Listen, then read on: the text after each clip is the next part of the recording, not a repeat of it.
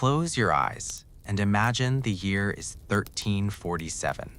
The air is thick with smoke from 1,000 cooking fires, and somewhere in the winding streets of London, a vendor is shouting about his hot pies. But this isn't the London you know. This is a world where what people ate for fun, for comfort, for that quick bite on the go, was so wildly different from anything we'd recognize today that it might as well be from another planet. And yet, somehow, it was exactly the same.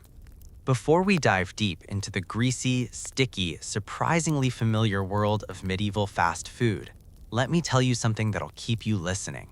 There was a pie so notorious, so absolutely packed with forbidden ingredients that eating it could get you excommunicated from the church. And people ate it anyway. They craved it, they dreamed about it. But we'll get to that pie later, once you've settled in and really understood just how crazy medieval food culture actually was. Tonight, we're going back, way back, to a time when grabbing a quick bite meant something entirely different, yet oddly similar to swinging through a drive-thru today. So get comfortable, let your mind drift, and if you're enjoying this journey through history, maybe hit that subscribe button for dreamless timelines. We've got plenty more where this came from, and trust me, you're gonna want to stick around for the wild stuff that's coming. Let's start with breakfast, because that's where most medieval folks started their day, assuming they started it at all. See, breakfast wasn't really a thing for most people back then. The church frowned upon it, calling it gluttony to eat before you'd done a proper day's work. But you know what? People did it anyway, because humans have always been humans, and an empty stomach has never cared much about what the priest thinks. The streets of medieval cities woke up before dawn, and with them came the food vendors.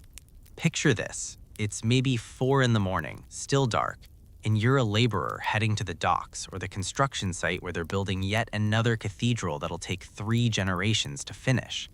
You're hungry. Your stomach is growling loud enough to wake the rats in the alley.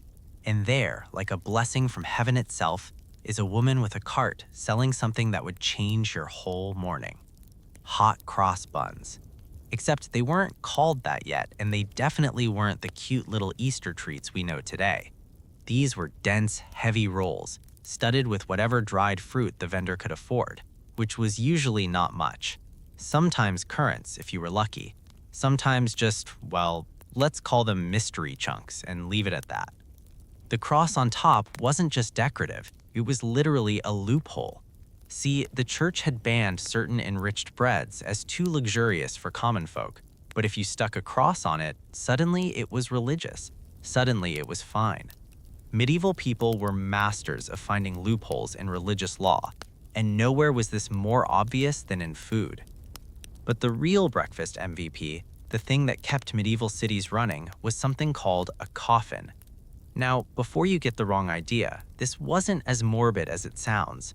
A coffin was essentially a pastry shell, a thick, dense crust made from flour, water, and lard.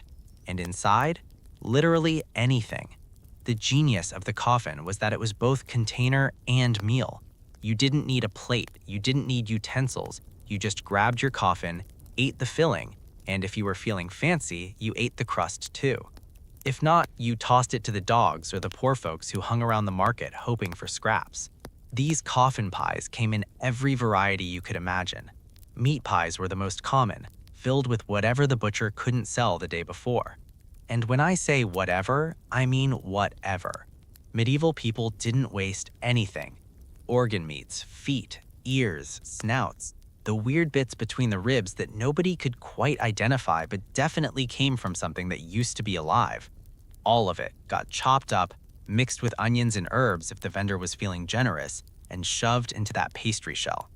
The thing is, these pies were actually pretty tasty in a greasy, salty, hits-the-spot kind of way. They were cheap enough that even a day laborer could afford one, which made them the medieval equivalent of a dollar menu burger. And just like modern fast food, there was definitely a hierarchy. Some vendors were known for quality. Others were known for being cheap. And you didn't ask questions because sometimes not knowing was better for your appetite. There was this one vendor in Cheapside, a neighborhood in London that was basically the Times Square of medieval England, who became legendary for his eel pies. Now, eels were everywhere in medieval England. The rivers were full of them. They were cheap, plentiful, and honestly kind of gross if you thought about it too hard. But this guy, let's call him Thomas because that was like the John of medieval England, Thomas had figured out the secret. He'd chop the eels fine, real fine, so you couldn't really tell what you were eating. He'd mix in enough onions and pepper to cover the fishy taste, and he'd fry the whole thing in so much lard that your fingers would be slick for hours afterward.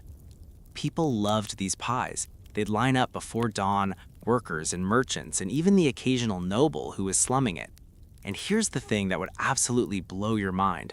Thomas's eel pie stand had regular customers, people who came every single day, who had their usual order, who'd complain if Thomas changed the recipe even slightly. Sound familiar? Medieval people had their food routines just like we do. Now, as the morning wore on and the city really woke up, the food scene changed. The breakfast vendors packed up and the lunch crowd appeared. And this is where things got really interesting, because medieval lunch food was wild. We're talking about stuff that would make a modern health inspector weep into their clipboard.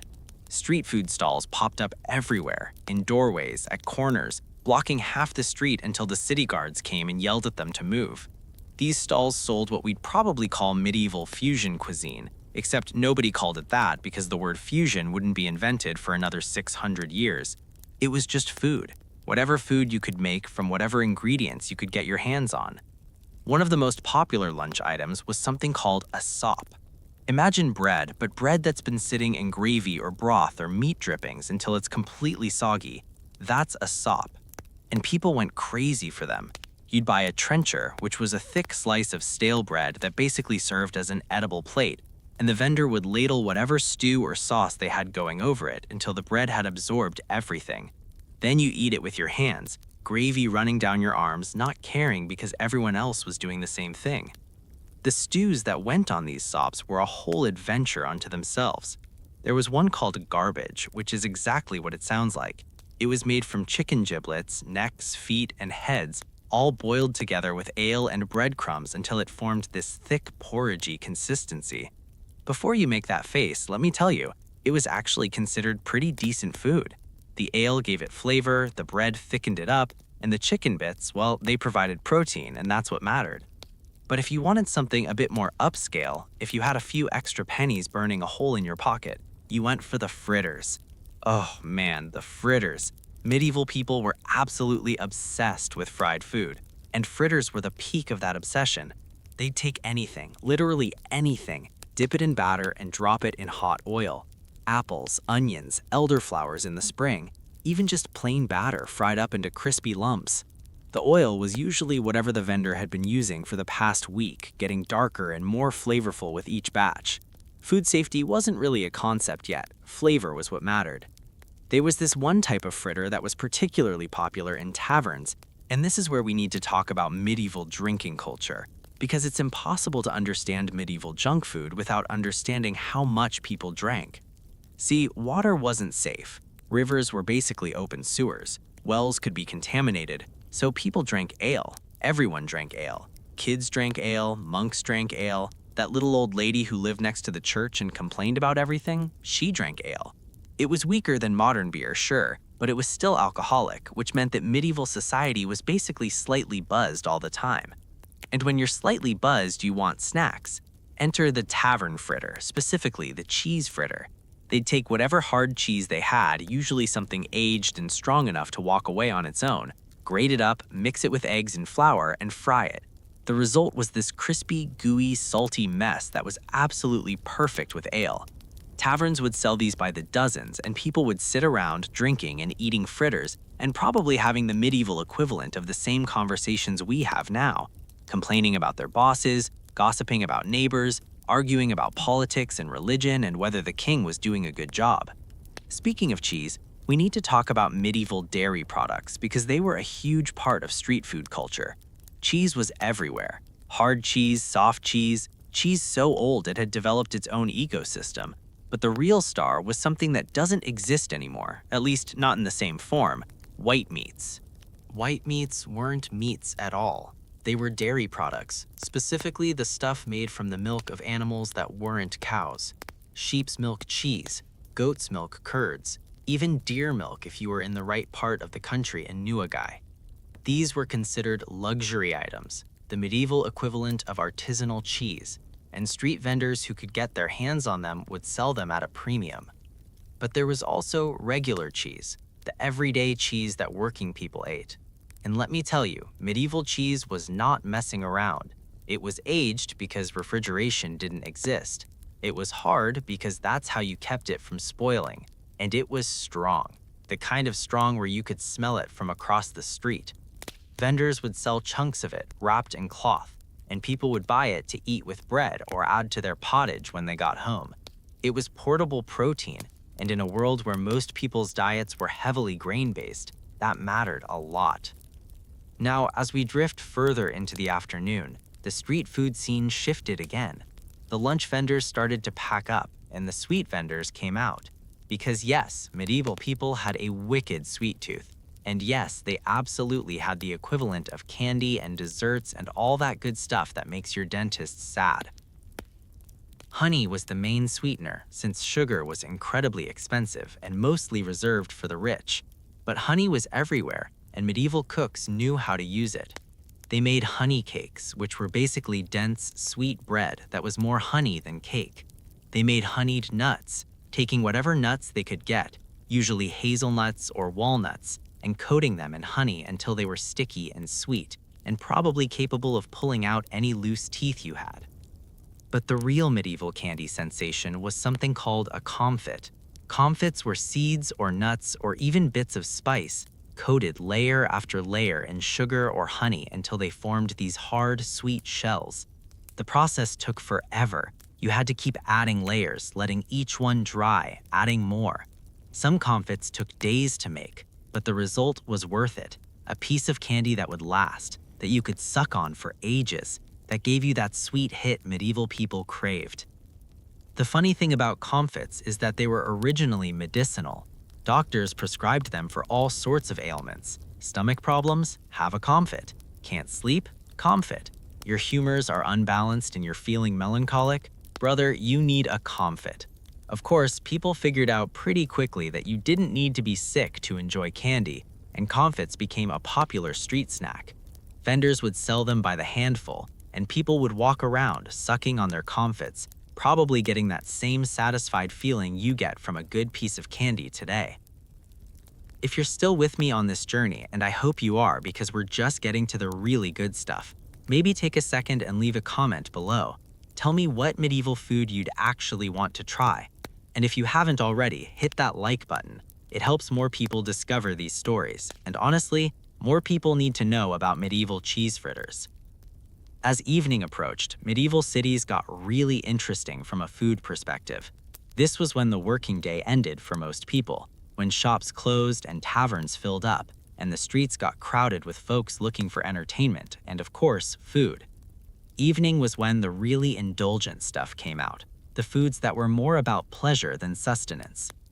Roasted meats on skewers were huge in the evening market.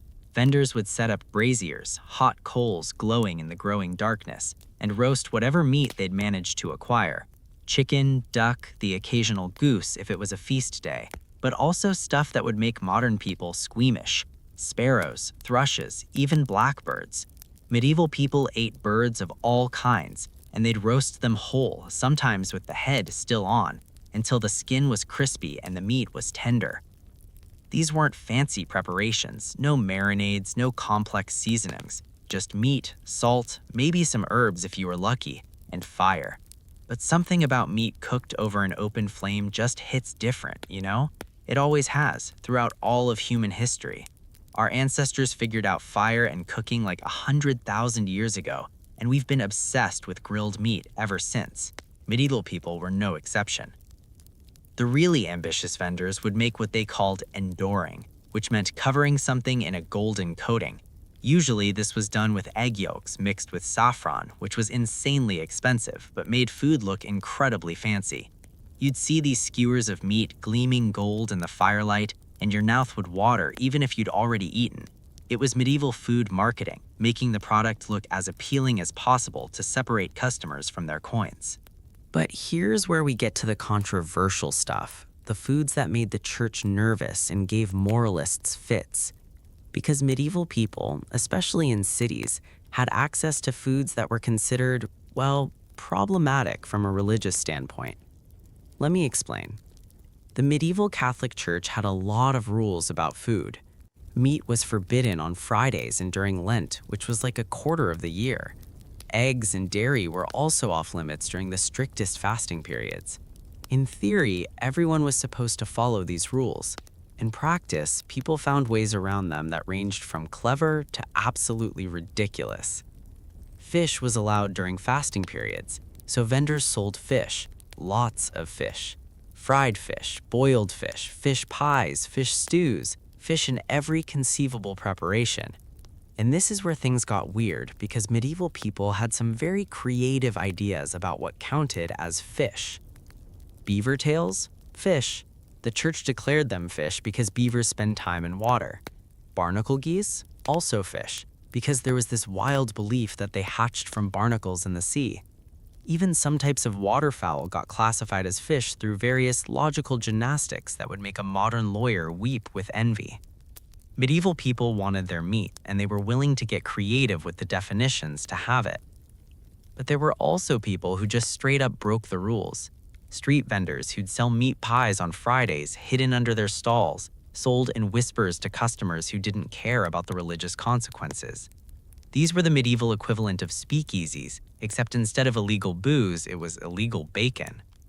And then there was the pie I mentioned at the beginning, the forbidden pie, the pie that could get you in serious trouble but was so good that people risked it anyway. It was called a lamprey pie, and it was made from lampreys, which are these horrifying eel-like fish with circular mouths full of teeth that look like something from a nightmare. But here's the thing, lampreys were delicious. They were rich, fatty, with a flavor that was somewhere between fish and meat. Kings loved them. Henry I of England literally died from eating too many lampreys, which should tell you how highly they were prized. But lampreys were also expensive, and most people couldn't afford them. So some enterprising vendors started making fake lamprey pies using cheaper fish or even, and this is where the excommunication risk came in, using meat and just saying it was lamprey. They'd mix in eel and pork, season it heavily to disguise the flavor, and sell it during Lent when people were desperate for something that wasn't more boiled fish. The church caught on, obviously. Bishops issued declarations, priests gave sermons. Anyone caught selling or eating these false lamprey pies faced serious consequences. But people kept making them, kept buying them, because apparently the combination of pork and eel in a pie crust was worth risking eternal damnation for. This raises an interesting question about medieval food culture. How much of it was driven by genuine hunger, and how much of it was driven by that same craving for variety and indulgence that drives us today? Medieval people were told constantly by the church that gluttony was a sin, that eating for pleasure rather than sustenance was wrong. But the sheer variety of street food, the creativity of the preparations, the fact that people would risk punishment to eat forbidden foods suggests that humans have always wanted more from food than just fuel. There was this whole category of medieval street food called subtleties, which is an ironic name because they were anything but subtle. These were elaborate food sculptures, often made from marzipan or sugar paste, that depicted scenes or animals or religious imagery. They were the showpieces at fancy banquets, sure, but smaller versions also appeared in markets, sold to people who wanted a taste of the high life.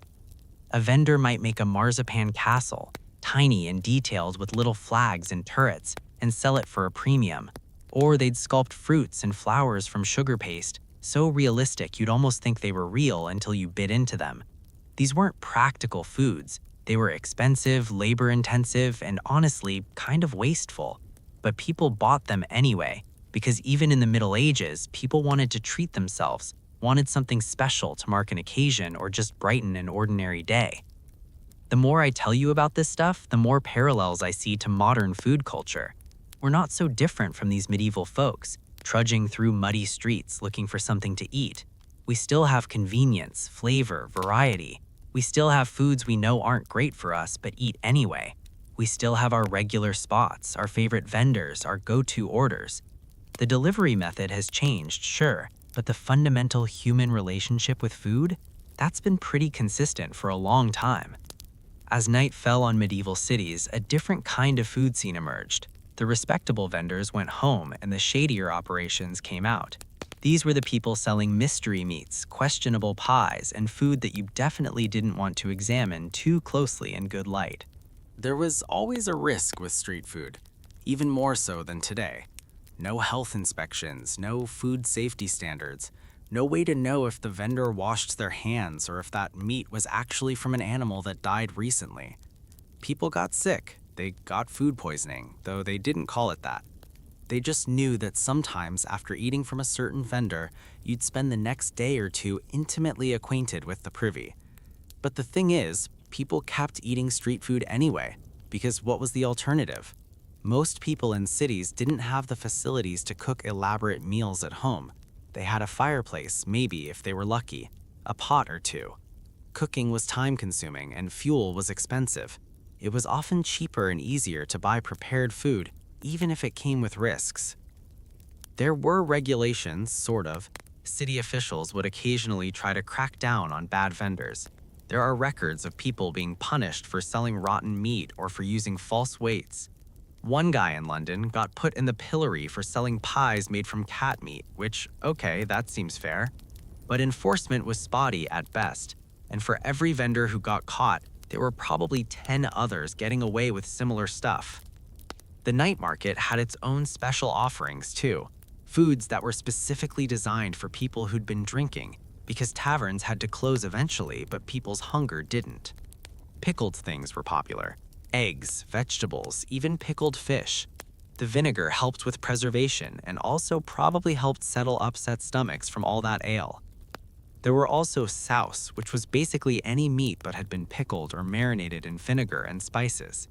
Pig's feet and souse were particularly popular, and before you make that face again, remember that medieval people were very practical about food. If you could eat it, you did. Waste was a luxury they couldn't afford. And then there were the late-night bread vendors. Bread went stale quickly, so bakers would sell off yesterday's bread at a discount once the sun set. People would buy these hard loaves and take them home to soften in soup or stew, or they'd eat them right there on the street, gnawing on bread that could probably double as a weapon in a pinch. But you know what's wild? Even with all the questionable hygiene and mysterious ingredients and real risk of food poisoning, medieval people loved their street food. They wrote about it, complained about it when it was bad, praised it when it was good, just like we do with our favorite restaurants or food trucks today. There's this one account from a monk who was traveling through London and stopped to buy a meat pie from a street vendor. He wrote about how the pie was hot and greasy, how the crust shattered when he bit into it, how the filling was spiced just right. He also wrote about how he felt guilty for enjoying it so much because monks were supposed to be above such earthly pleasures. But you can tell from the way he described it that he absolutely savored every bite. That pie stuck with him enough that he felt compelled to write about it years later. That's the thing about food, about really good food. It creates memories. It marks moments in time. That monk probably ate thousands of meals in his life, most of them forgettable porridge or bread or whatever monks ate. But he remembered that pie. He remembered standing on a London street, eating something delicious, feeling alive. If you're finding this fascinating, and I really hope you are because we're not done yet, not by a long shot, consider subscribing to Dreamless Timelines. We've got tons more historical deep dives like this, and your subscription really does help us keep making this kind of content. Plus, there's some absolutely wild stuff coming up about medieval desserts that you're not going to want to miss. Let's talk about seasonal foods, because medieval street food changed dramatically with the seasons in ways that modern people with year-round supermarkets can barely imagine. Spring brought certain flowers that were edible and got turned into fritters or candied. Violets were huge in the spring market. Vendors would crystallize them in sugar, turning them into delicate purple decorations that also happened to be edible. They'd also make violet syrup, which was used in drinks and as a sweetener. It was floral and perfumed and probably tasted weird to modern palates, but medieval people couldn't get enough of it. Spring also meant the end of winter provisions, which meant that vendors would be selling off the last of the salted and preserved meats before they went too far off. You could get deals, but you were also taking your chances. That bacon might be fine, or it might be from a pig that saw its last acorns 6 months ago and had been sitting in salt ever since. But spring also brought fresh things, new vegetables starting to come up, herbs that vendors would sell by the bunch. Watercress, which grew wild near streams and was one of the first green things available after the winter. People would buy it and eat it raw, right there on the street, just desperate for something fresh and green after months of dried and preserved everything. Summer was when the food scene really exploded. Fruits became available and vendors would sell them fresh or baked into pies or tarts. Cherries, plums, apples, pears, whatever grew locally. Berry pickers would bring in strawberries and raspberries and blackberries, selling them by the handful to people who'd eat them so fast their fingers would stain red. Fresh vegetables were everywhere. Peas and beans, eaten raw or quickly boiled. Cabbage, which was a staple and appeared in approximately 1 million different preparations. Onions and leeks, which were in everything because they were cheap and flavorful and grew easily. But summer also meant dairy. Fresh dairy, not the aged, hard cheese that could survive the winter. Soft cheeses, cream, butter that was actually butter and not whatever hardened lard had been sitting around since November. Vendors would sell fresh milk, still warm from the cow, though you had to be careful because, again, no refrigeration and no pasteurization meant that milk could go bad quickly. Summer evenings brought another phenomenon, outdoor eating. People would take their street food to parks or squares or just sit on their doorsteps, eating and watching the world go by. It was social, communal. You'd see your neighbors, chat with friends, maybe share your food with someone who was having a rough time. Fall meant harvest, and harvest meant abundance. Grain was fresh, which meant bread was better. New ale was being brewed from the new barley. Animals that had been fountaining up all summer were being slaughtered, which meant fresh meat that didn't require months of preservation. Fall was also when the really interesting preservation techniques came into play. Vendors would start selling smoked meats and fish getting ready for winter. They'd make fruit preserves, boiling fruit down with honey until it would keep for months. They'd pickle vegetables, pack them in vinegar and salt, getting ready for the long months when nothing would grow. And then winter came, and the street food scene changed completely. Hot foods became even more important because when you're cold and damp and the sun sets at like 4 in the afternoon, you need something warm in your belly. Vendors who specialized in hot soups and stews did excellent business in winter. They'd set up their cauldrons over braziers and you could smell them from blocks away, that savory, weedy smell that promised warmth and comfort. Roasted chestnuts were a winter staple.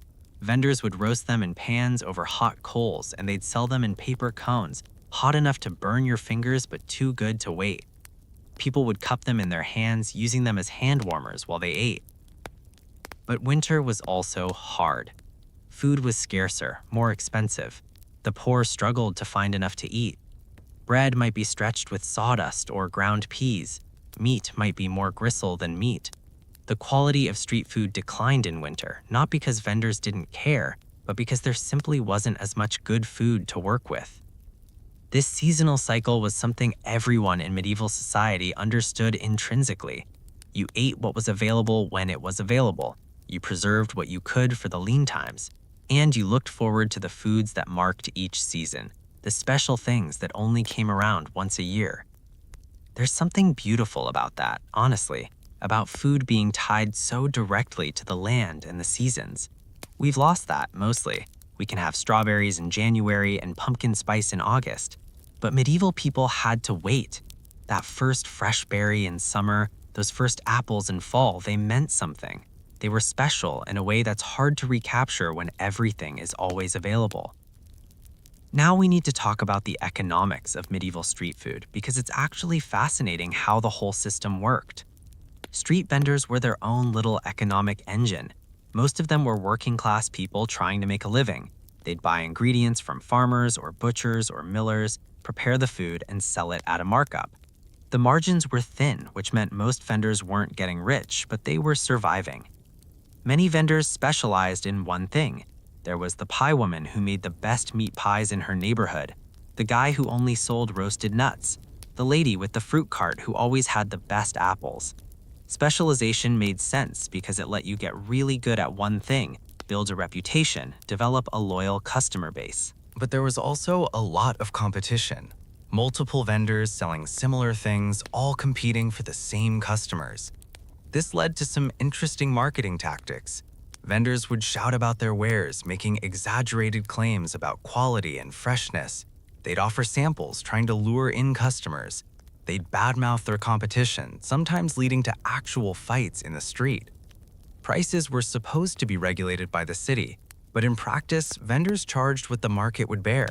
If you were hungry and desperate, you'd pay more. If it was late in the day and the vendor wanted to sell off everything before going home, you could negotiate a deal. Some vendors worked on credit, especially with regular customers. You'd buy your breakfast pie on Monday and pay at the end of the week when you got your wages. This required trust on both sides, but it also created relationships between vendors and customers that went beyond simple transactions. The location where you set up mattered enormously. A spot near a busy market or a tavern or a church could make or break a vendor's success. These prime locations were fought over, sometimes literally. There are records of vendors coming to blows over who had the right to sell in a particular spot. And then there were the taxes. Oh boy, the taxes. Cities taxed vendors for the privilege of selling in the streets. Sometimes it was a daily fee, sometimes a percentage of sales. Vendors who couldn't pay would get shut down, their goods confiscated. It was a constant struggle, trying to make enough to pay the tax and still have something left over to feed your own family. Despite all these challenges, the street food economy thrived. It had to because cities needed it. Workers needed quick, cheap food. The poor needed affordable meals. Even the wealthy would occasionally indulge in street food, slumming it for the novelty or because sometimes a greasy pie just hits different than fancy palace food. There's this whole parallel economy that existed around street food too. The people who supplied the vendors, the farmers growing the vegetables, the butchers providing meat, the millers grinding grain, the potters making the ceramic vessels vendors used, the coopers making the barrels to store ale. All of these people depended on the street food economy in one way or another. It's easy to think of medieval times as simple, but the economic web that supported something as basic as street food was actually incredibly complex. And it all worked, more or less, until it didn't, which brings us to one of the most catastrophic periods in medieval history and how it affected food culture. The Black Death hit Europe in 1347, and it changed everything. About a third of the population died in the first wave. Entire villages were wiped out. Cities lost half their people. And the street food scene, like everything else, was transformed. At first, there was chaos. Vendors died, customers died, supply chains collapsed. But here's the thing about humans, we're remarkably resilient. Even in the middle of the worst pandemic in European history, people still needed to eat, and vendors still needed to make a living. The plague actually led to some interesting changes in food culture. With fewer people, labor became more valuable. Workers could demand higher wages. This meant they had more money to spend on food, including street food. The quality of street food actually improved in some ways after the plague, because vendors could afford better ingredients and customers could afford to pay for them. But there was also paranoia. People blamed bad air for spreading the plague, which meant they were suspicious of any food that smelled too strong. Garlic and onions, which had been popular flavoring agents, became associated with disease. Some foods were thought to prevent plague, like treacle, which was basically a spiced syrup. Vendors started selling treacle balls, little candies that were supposed to protect you from getting sick.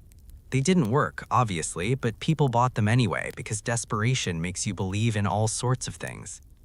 The plague years were strange for food culture. Feast and famine existed side by side. Some people had more to eat than ever before because there were fewer mouths to feed. Others starved because the systems that produced and distributed food had broken down. Street vendors navigated this weird landscape, trying to survive, trying to keep feeding people even as the world fell apart around them. And you know what? They did. The street food tradition survived the Black Death. It survived wars and famines and riots and fires. It survived because it served a fundamental need, feeding people quickly and cheaply in urban environments. The specific foods changed, the vendors changed, the customers changed, but the basic concept endured. Let me tell you about drinks because we can't talk about medieval junk food without talking about what people washed it down with. Ale, as I mentioned, was everywhere, but there were different qualities of ale. The good stuff was brewed fresh, flavorful, with a decent alcohol content. The cheap stuff was weak, sometimes borderline spoiled, but it was wet and it was safer than water, so people drank it. Ale houses sold ale, obviously, but street vendors also sold it. They'd have a jug or a small barrel, and they'd pour it into wooden or ceramic cups that customers would drink from and then return. Sharing cups was normal. Germs weren't really understood yet, and besides, the alcohol probably killed some of the nasty stuff. Probably. Wine was fancier and more expensive. Street vendors sometimes sold it, but it was mostly a tavern thing. The wine was often spiced, mixed with honey and herbs to make something called hippocras. This was considered medicinal because medieval people thought wine was good for your health. They weren't completely wrong, actually. Wine in moderation is probably better for you than river water full of sewage. But there were also non-alcoholic drinks. Well, mostly non-alcoholic. There was small beer, which was so weak it barely counted as alcoholic. There was whey left over from cheese making, which was nutritious if kind of weird tasting. There was buttermilk for people who could afford dairy products. And there were fruit juices when fruit was in season. Apple cider was popular, though it would ferment quickly and become alcoholic whether you intended it to or not. Berry juices, usually mixed with honey or ale to make them more palatable. There was also something called posset, which was hot milk curdled with ale or wine and spiced with whatever the vendor had on hand. It sounds absolutely disgusting, and honestly, it kind of was. But it was also warm and filling and slightly alcoholic, which meant people drank it, especially on cold nights, when they needed something to warm them from the inside out.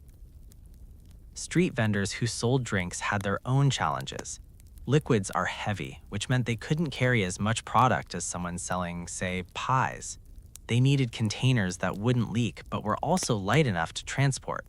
And they needed to sell everything before it went bad, which happened quickly with anything dairy-based. But successful drink vendors could do really well for themselves.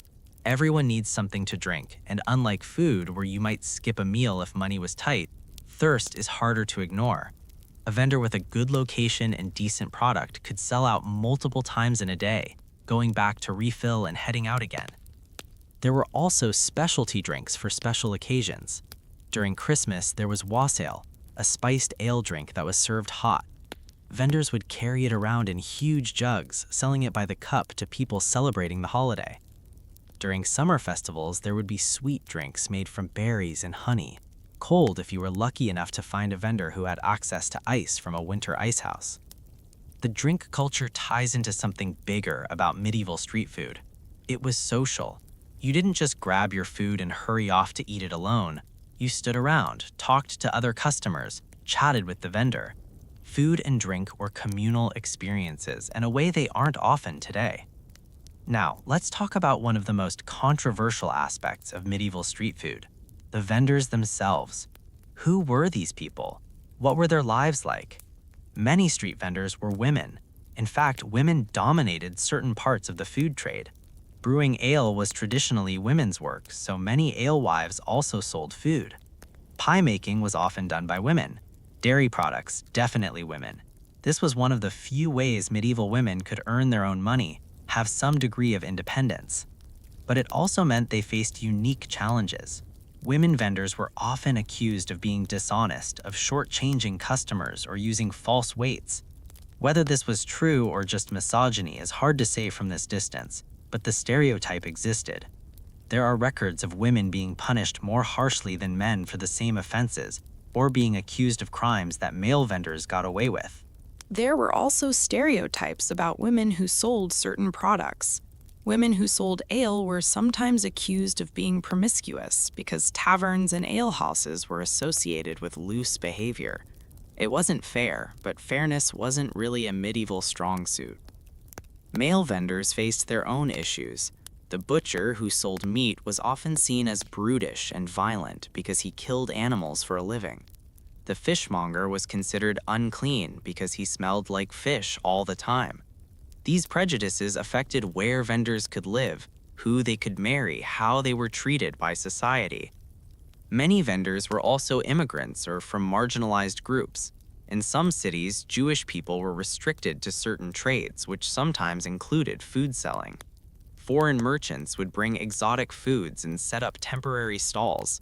Roma people, who medieval society treated terribly, sometimes survived by selling food in markets. The life of a street vendor was hard. You were on your feet all day. You were at the mercy of the weather, customers' moods, and city officials who might shut you down on a whim. You could work all day and barely make enough to feed your own family. But it was also a kind of freedom. You were your own boss. You could build something, a reputation, a business, maybe even pass it down to your kids. There are records of vendor families, multiple generations doing the same trade. The granddaughter of the woman who sold the best meat pies in Cheapside would learn the recipe, learn the trade, and carry it on. That kind of continuity, that passing down of knowledge and skill, it's beautiful in its own way. And speaking of recipes being passed down, let's talk about the actual preparation of medieval street food, because it was more complex than you might think. Take a simple meat pie. Seems straightforward, right? But there was real skill involved. You had to make the pastry, which required knowing the right proportions of flour, water, and fat. Too much water and it would be soggy, too little and it would crack. The fat had to be worked in just right to create that flaky texture people loved. Then the filling. You couldn't just throw meat in a pie and call it done. Well, you could, but it wouldn't be good. Skilled vendors knew to season the meat, to add onions or herbs for flavor, to include a bit of liquid so the filling wouldn't dry out during cooking. Some added eggs to bind everything together. Some added breadcrumbs to stretch the meat and soak up the juices. And then there was the cooking itself. Most vendors didn't have ovens. Ovens were expensive, required a lot of space and fuel. Some vendors would make their pies and then pay a baker to use their oven. Others cooked in large pans over open fires, essentially frying their pies. The result was different from oven-baked pies, crispier on the outside, but it worked. Timing was crucial. Cook it too long and you'd burn the crust while the inside dried out. Not long enough and you'd have raw pastry and potentially dangerous undercooked meat. Experienced vendors knew by sight and smell when their pies were done, a skill that took years to develop. For fried foods, the challenge was maintaining the right oil temperature. Too hot and the outside would burn before the inside cooked. Too cool and the food would absorb too much oil and become greasy. Vendors couldn't just set a thermostat. They had to judge by how the oil looked, how it bubbled, how it smelled. It was cooking as intuition and experience more than precise measurement. Preservation techniques were their own art form. Salting meat required knowing exactly how much salt to use and how long to let it cure. Too little salt and it would spoil. Too much and it would be inedibly salty. Smoking fish meant maintaining the right temperature fire, using the right kind of wood to impart flavor without overwhelming the fish. Pickling required understanding fermentation, even if medieval people didn't have the scientific vocabulary to describe what was happening. They knew that vegetables in brine would transform over time, becoming sour and tangy and shelf-stable. They knew that you had to keep everything submerged in the brine or it would go moldy. They knew that a film on top of the pickle barrel was necessarily bad, but a certain kind of fuzzy growth definitely was. All of this knowledge was passed down orally, through demonstration and practice. Recipe books existed, but they were for the wealthy. Street vendors learned by doing, by watching, by making mistakes and figuring out how to fix them. And here's something that'll blow your mind. Medieval vendors were innovating constantly. They had to. If every vendor sold the exact same meat pie, customers would just buy from whoever was closest or cheapest. To stand out, you needed something different. Maybe you figured out a new spice combination that made your pies more flavorful. Maybe you developed a technique for making your pastry extra flaky. Maybe you found a cheaper ingredient that worked just as well as the expensive one, letting you undercut your competition while maintaining quality. This innovation, this constant experimentation and improvement, it's the same force that drives food culture today. Every successful restaurant, every viral recipe, every food trend, it all comes from someone trying something new and other people liking it enough to copy it or put their own spin on it. Medieval street vendors were part of that tradition. They were food innovators, even if nobody would have called them that. They were figuring out how to feed people efficiently, affordably, and tastily, which is basically the entire challenge of the modern food industry distilled down to its essence. Let's get into the really weird stuff now, because medieval food culture had some absolute oddities that make modern food trends look tame. There was a dish called garbage pie that we mentioned earlier, but let me really dig into what made it so strange. It wasn't just chicken giblets, oh no. It was any and all organ meats the butcher couldn't sell as premium cuts. Liver, hearts, kidneys, lungs, spleens, intestines once they'd been thoroughly cleaned out. All of it got chopped up, seasoned heavily because organ meat has a very particular flavor that not everyone loves, and baked into a pie. The wild thing is that this was considered good food. Nutritionally, it actually was. Organ meats are packed with vitamins and minerals. But it was also cheap food, food for people who couldn't afford the good cuts. There was a class dimension to it. Rich people ate roasts and steaks. Poor people ate garbage pie, and that name wasn't ironic, it was literal. Then there were umble pies, made from the heart, liver, and other organs of deer. These were given to servants and lower-class people after a hunt, while the lord and his guests ate the good venison. Eventually, umble got corrupted into humble, giving us the phrase eating humble pie, which meant being put in your place, having to accept lower status. But here's the twist. Some of these humble, cheap foods were actually delicious. The heavy seasoning used to mask the organ meat flavor made them taste amazing. There are medieval recipes that call for pepper, ginger, cinnamon, and other spices in quantities that would seem excessive today. But all those spices working together created complex, interesting flavors. Some vendors specialized in these organ meat dishes, and they had devoted customers who genuinely preferred them to regular meat.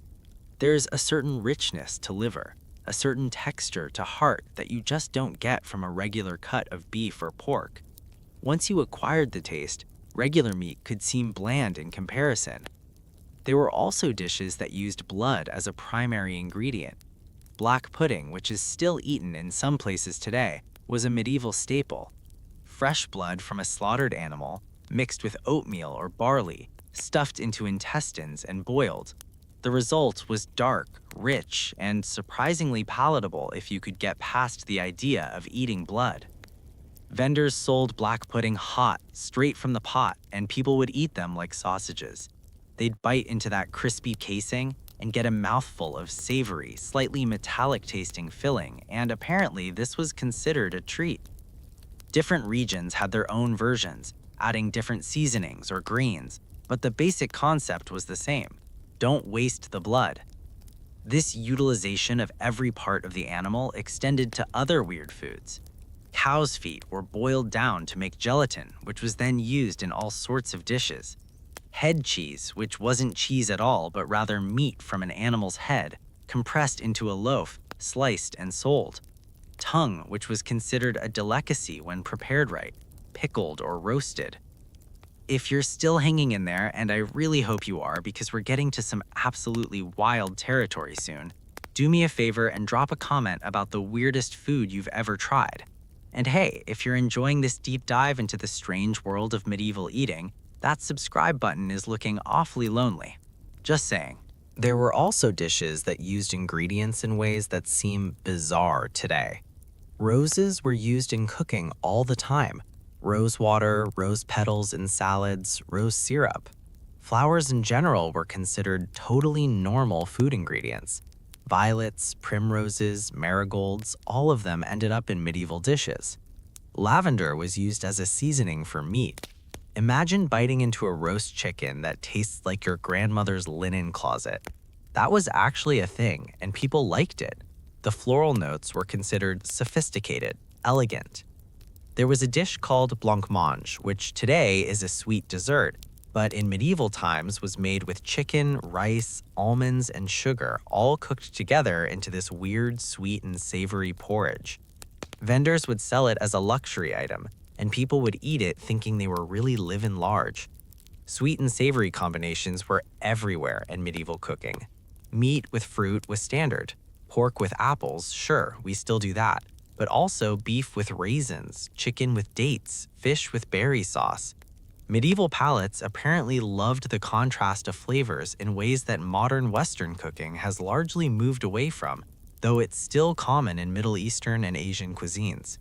Spices were used differently too. We tend to think of certain spices as going with certain foods. Cinnamon is for sweet things, right? Not in medieval times. Cinnamon went in everything. Meat stews, fish dishes, sauces for vegetables. It was expensive, imported from far away, and using it was a status symbol. If you could afford to put cinnamon in your meat pie, you were doing pretty well for yourself. This created a weird dynamic where vendors would advertise that their food was spiced, really playing up the exotic ingredients, even if they were just using a tiny amount. It was medieval marketing, creating perceived value through scarcity and exoticism. Some vendors would even fake it, using cheaper local herbs and claiming they were exotic spices.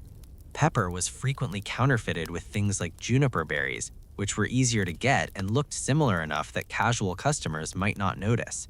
If you got caught doing this, the penalties could be severe, but apparently the profit margins made it worth the risk for some people. There was also a whole category of foods that were designed to trick people, but in a fun way. Mock dishes were popular at fancy banquets, but simpler versions also appeared in street food. A pie that looked like it was filled with meat but was actually filled with fish, served during Lent when meat was forbidden. Pastries shaped and colored to look like one thing, but tasting like another. This wasn't considered deceptive, it was considered clever. Medieval people appreciated food that played with expectations, that surprised and delighted. It was entertainment as much as sustenance. The most elaborate version of this was the 4 and 20 black birds phenomenon. You've heard the nursery rhyme, right? Turns out that was based on actual medieval food presentations. They would bake a pie with a hollow center, and inside they'd put live birds. When the pie was cut open at a feast, the birds would fly out, creating chaos and amazement. Street vendors obviously couldn't do anything that elaborate, but they could do smaller tricks. A pie that had multiple layers of filling so each bite was different. A pastry that had a surprise in the center, maybe a whole egg or a piece of fruit. Little touches that made eating their food an experience, not just a transaction. Now we need to talk about medieval food and religion in more depth, because the relationship was complicated and weird and affected street food in major ways. The church's food rules were extensive and often arbitrary. No meat on Fridays, okay, that's pretty well known, but also no meat on Wednesdays and Saturdays during certain times of year. No meat during Lent, which was 40 days. No eggs or dairy during the strictest fasting periods. No eating before Mass on Sundays. For street vendors, these rules were both a challenge and an opportunity. On one hand, their customer base couldn't eat certain things on certain days. On the other hand, this created demand for alternative foods. Fish vendors did killer business on Fridays. Vegetable and grain-based dishes became popular during Lent. But vendors also helped people work around the rules in ways that were technically compliant, but definitely against the spirit of the law. Remember those lampreys that were technically fish? Vendors sold a lot of borderline questionable fish during fasting periods. There was also something called soul cakes, which were small round cakes given out on All Souls' Day.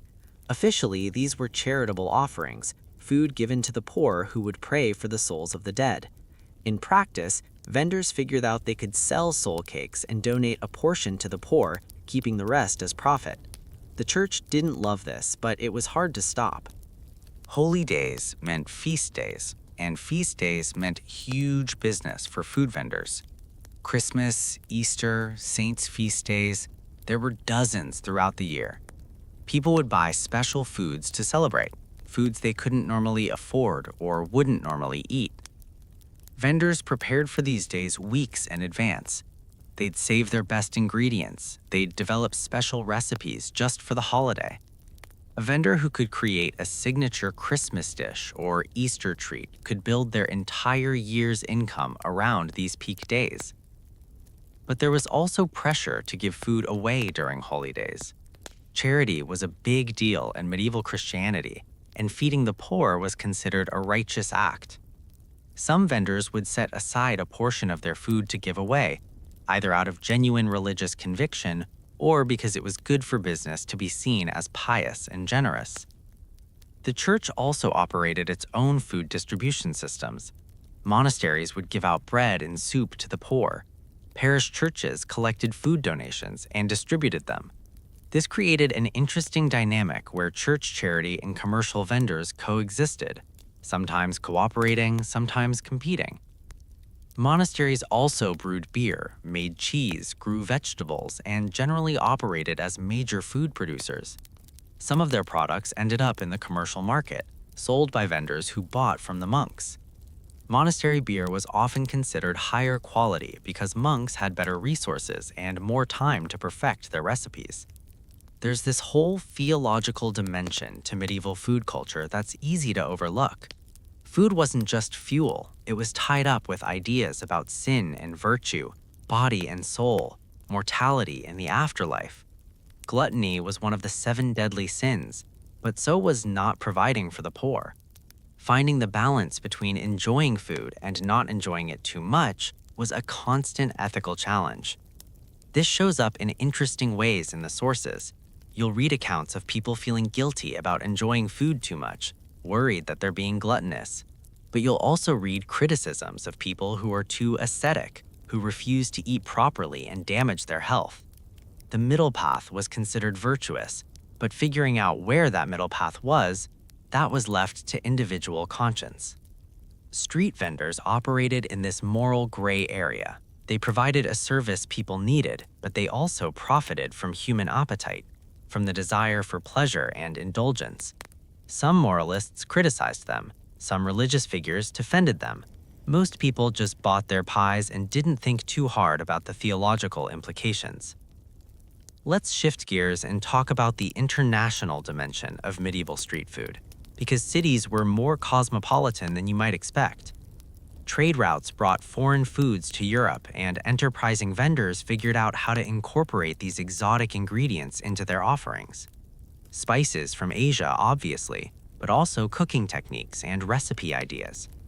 The Crusades, for all their violence and horror, did bring European Christians into contact with Middle Eastern food culture, and some of that knowledge came back with returning soldiers and merchants. Rice, for example, wasn't native to Europe but became popular in medieval cooking. Vendors would make rice puddings, mixing rice with milk and honey and spices. It was expensive, so it was considered a luxury item, but it was also filling and delicious. Almonds were another imported food that became wildly popular. Almond milk was everywhere in medieval cuisine, used as a substitute for dairy during fasting periods. Vendors would make almond milk drinks, almond-based sweets, almond sauces for fish or vegetables. The really interesting thing was how these foreign foods got adapted to local tastes. A spice blend from the Middle East would arrive, and European cooks would modify it, adding local herbs or changing the proportions. A cooking technique from Spain would spread to France or England, transformed along the way. There were also immigrant communities in medieval cities, and they brought their own food traditions. Jewish communities maintained their kosher dietary laws, which meant they prepared food differently. Some Jewish vendors sold food that happened to comply with Christian fasting rules as well, creating an interesting market for their products. Italian merchants and bankers operated throughout Europe, and they brought Italian food culture with them. French merchants did the same. There was cultural exchange happening, ideas and techniques and recipes spreading through trade networks and personal contacts. Some cities had designated areas where foreign merchants could operate, and these areas would develop their own food scenes. You might find vendors selling foods that weren't available anywhere else in the city, catering to expat communities and adventurous locals willing to try something new. This cosmopolitanism was limited, of course. Most people ate locally produced food prepared in traditional ways. But the fact that exotic ingredients and foreign techniques were available at all, that street vendors could offer customers a taste of distant lands, that's pretty remarkable for a time we often think of as insular and provincial. There was also straight-up fusion happening. A vendor might combine a Middle Eastern spice blend with a local meat in a traditional European pastry. The result would be something entirely new, not quite fitting any single cuisine, but delicious in its own right. This experimentation was risky. Customers might reject something too unfamiliar, but it could also pay off big if you created something people loved. The most successful innovations often came from combining the exotic with the familiar, giving people a sense of adventure while not straying too far from what they knew. Now, let's talk about one of the most important but overlooked aspects of medieval street food, the containers and serving methods. You couldn't just put food in plastic containers or paper bags. Those didn't exist. So vendors had to get creative about how they packaged and served their products. Pastry shells, as we've discussed, were edible containers. They solved the problem neatly, but they weren't suitable for everything. For liquids or semi-liquid foods, you needed actual containers. Wooden bowls and cups were common, cheap, relatively durable, and if you lost one, it wasn't a huge financial hit. Vendors would have a collection of bowls and cups, and customers would use them and return them after eating. A vendor with a good setup might have a boy whose entire job was collecting and rinsing the dishes. Ceramic vessels were also used, though they were more expensive and fragile. Some vendors used clay cups that were essentially disposable. Use it once, toss it, move on. The broken pottery would just get swept into the gutter with all the other refuse, which is why archaeologists today find so many ceramic shards when they excavate medieval city sites. For food that needed to be portable, wrapping was the solution. Cloth was expensive, so that wasn't practical for street food. Instead, vendors used large leaves when available, cabbage leaves or lettuce leaves, wrapping food up like a natural container. In winter, or when fresh leaves weren't available, they'd use pieces of stale bread as edible plates, similar to the trenchers we discussed earlier. Some vendors got really creative. They'd hollow out loaves of bread and pour soup or stew inside, creating an edible bowl. When you finished the soup, you ate the bowl. Zero waste, medieval style. Skewers for roasted meat were usually just sharpened sticks. Some vendors would let you keep the skewer, figuring the cost was built into the price. Others would collect them and reuse them, which, okay, probably not the most hygienic practice, but nobody really knew about bacteria yet, so it was fine by medieval standards. There's evidence of vendors using paper or parchment to wrap certain foods, but paper was expensive. It was mostly used for higher-end products where the customer was paying enough that the wrapper cost didn't matter. Your basic meat pie from a street cart? That was getting handed to you in your bare hands, and you just deal with the grease. Napkins weren't a thing for most people. You wiped your hands on your clothes or maybe on a cloth you carried for that purpose if you were fancy. Street vendors didn't provide anything to clean up with. That was your problem. This lack of disposable packaging meant that eating street food was often a messy, hands-on experience. You couldn't exactly eat a greasy pie and then go shake hands with someone important. But in a society where most people were doing manual labor anyway, where everyone's clothes were already stained and worn, a bit of food grease wasn't a big deal. The serving methods also influenced what foods vendors could sell. Anything too liquidy was hard to serve without proper containers.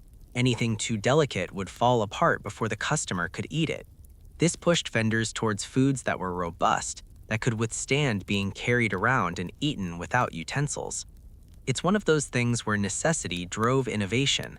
Modern food packaging allows us to eat basically anything, anywhere. Medieval people had more constraints, but they worked within them creatively. developing foods and serving methods that solved the problems they faced. Let's talk about food-related crimes because, oh boy, medieval cities had some wild stuff going down in the food trade. Price fixing was common. Vendors would collude to keep prices high, agreeing not to undercut each other. City authorities tried to prevent this, setting maximum prices for staple foods, but enforcement was spotty. If the bread sellers all agreed to charge the same high price, what were you going to do? Not buy bread? Adulterating food was rampant. We've mentioned fake spices, but it went way beyond that. Bakers would add sawdust or chalk to flour to stretch it. Brewers would water down their ale. Meat sellers would use preservatives and dyes to make old meat look fresh. Some of these practices were harmless, just clever business. Others could make people genuinely sick. There are court records of vendors being punished for selling bad food. The punishments could be severe. Public humiliation in the pillory, where you'd be locked in place while people threw rotten vegetables at you. Fines that could bankrupt a small vendor. In extreme cases, banishment from the city or even corporal punishment. One particularly gross crime was selling meat from animals that had died of disease rather than being properly slaughtered. This was dangerous, potentially spreading illness, but the meat was free if you could get your hands on it before someone else did. Vendors who got caught doing this faced serious consequences, but the profit margins were too tempting for some. There was also outright theft, vendors stealing from each other, customers stealing from vendors, vendors shortchanging customers. The crowded, chaotic medieval marketplace was perfect for pickpockets and con artists. A skilled thief could grab a pie from a vendor's cart and disappear into the crowd before anyone noticed. Some scams were more elaborate. A vendor might have a partner who pretended to be a satisfied customer, loudly praising the food to draw in real customers.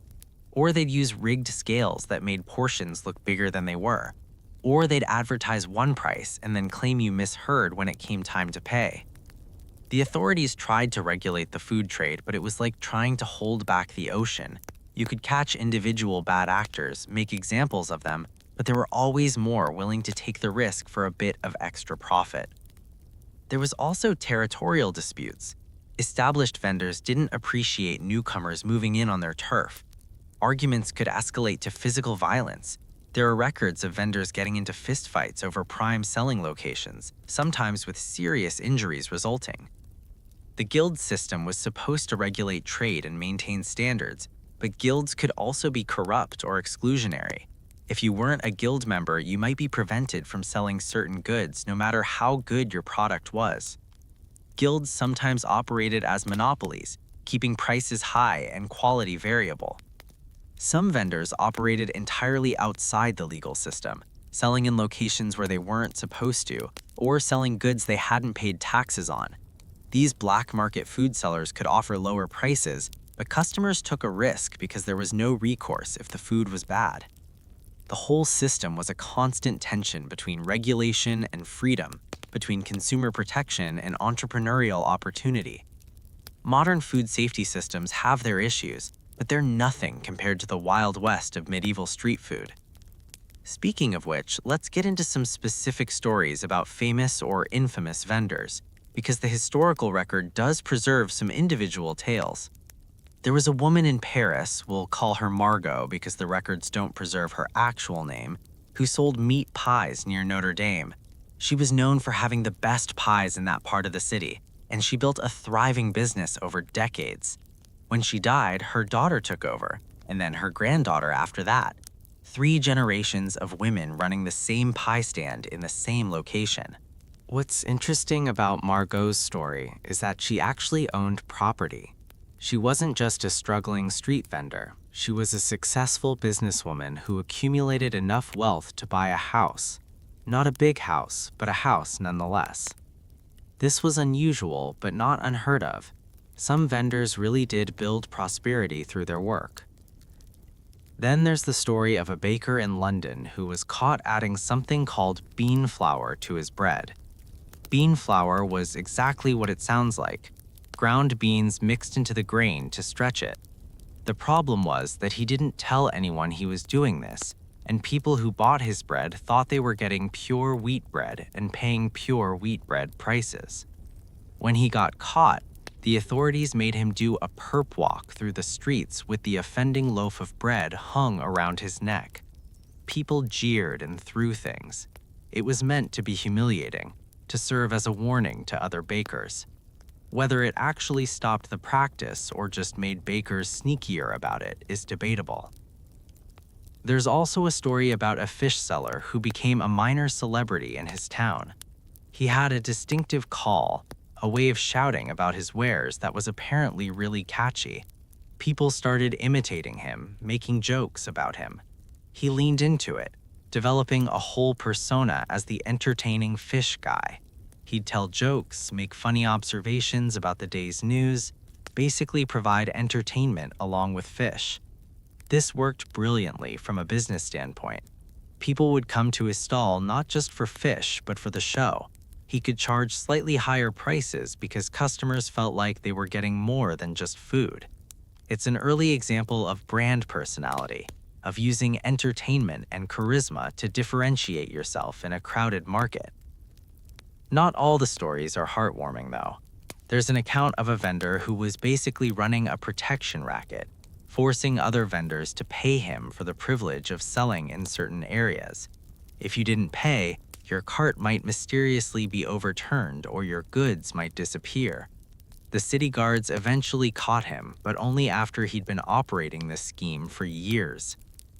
These individual stories remind us that behind the general historical trends and patterns, there were actual people with personalities, ambitions, flaws, and virtues. The street food trade wasn't just an economic system, it was made up of thousands of individual humans trying to survive and maybe thrive in a difficult world. If you're still here, still listening to me ramble about medieval food at whatever ungodly hour it is, I appreciate you. Seriously. And if you want more content like this, more weird historical deep dives that'll put you right to sleep, hit that subscribe button for dreamless timelines. We put out new videos regularly, and they're all designed to be informative, interesting, and soporific in the best possible way. Now let's talk about the equipment vendors used, because running a food stall required tools and supplies. At the most basic level, you needed something to transport and display your goods. A basket or a tray was the simplest option. You'd fill it with whatever you were selling and walk around offering it to people. This was common for vendors selling baked goods or fruit, things that didn't require cooking or keeping warm. More elaborate setups involved carts, a two-wheeled cart that you could push through the streets with shelves or compartments for different products. Some vendors invested in really nice carts with decorative elements and specialized features. A cart was a significant investment, but it also meant you could carry more product and create a more professional presentation. For vendors who sold hot food, you needed a heat source. A brazier, essentially a metal basket that held hot coals, was the standard solution. You could set a pot or pan on top of it and keep food warm or do light cooking. The coals needed to be replenished throughout the day, which meant either carrying extra coals with you or knowing where you could buy more. Some vendors had more elaborate setups, essentially portable kitchens, a cart with a built-in brazier, shelves for ingredients, hooks for utensils. These were the food trucks of the medieval world, and just like modern food trucks, they represented a significant investment of capital. You also needed vessels for your food: pots, pans, bowls, ladles, knives, cutting boards. All of this had to be acquired, maintained, and transported. Broken or worn out equipment had to be repaired or replaced, which was an ongoing expense. Storage was another challenge. Where did you keep your supplies overnight? If you had a house with space, great, but many vendors lived in tiny rooms that barely fit a bed.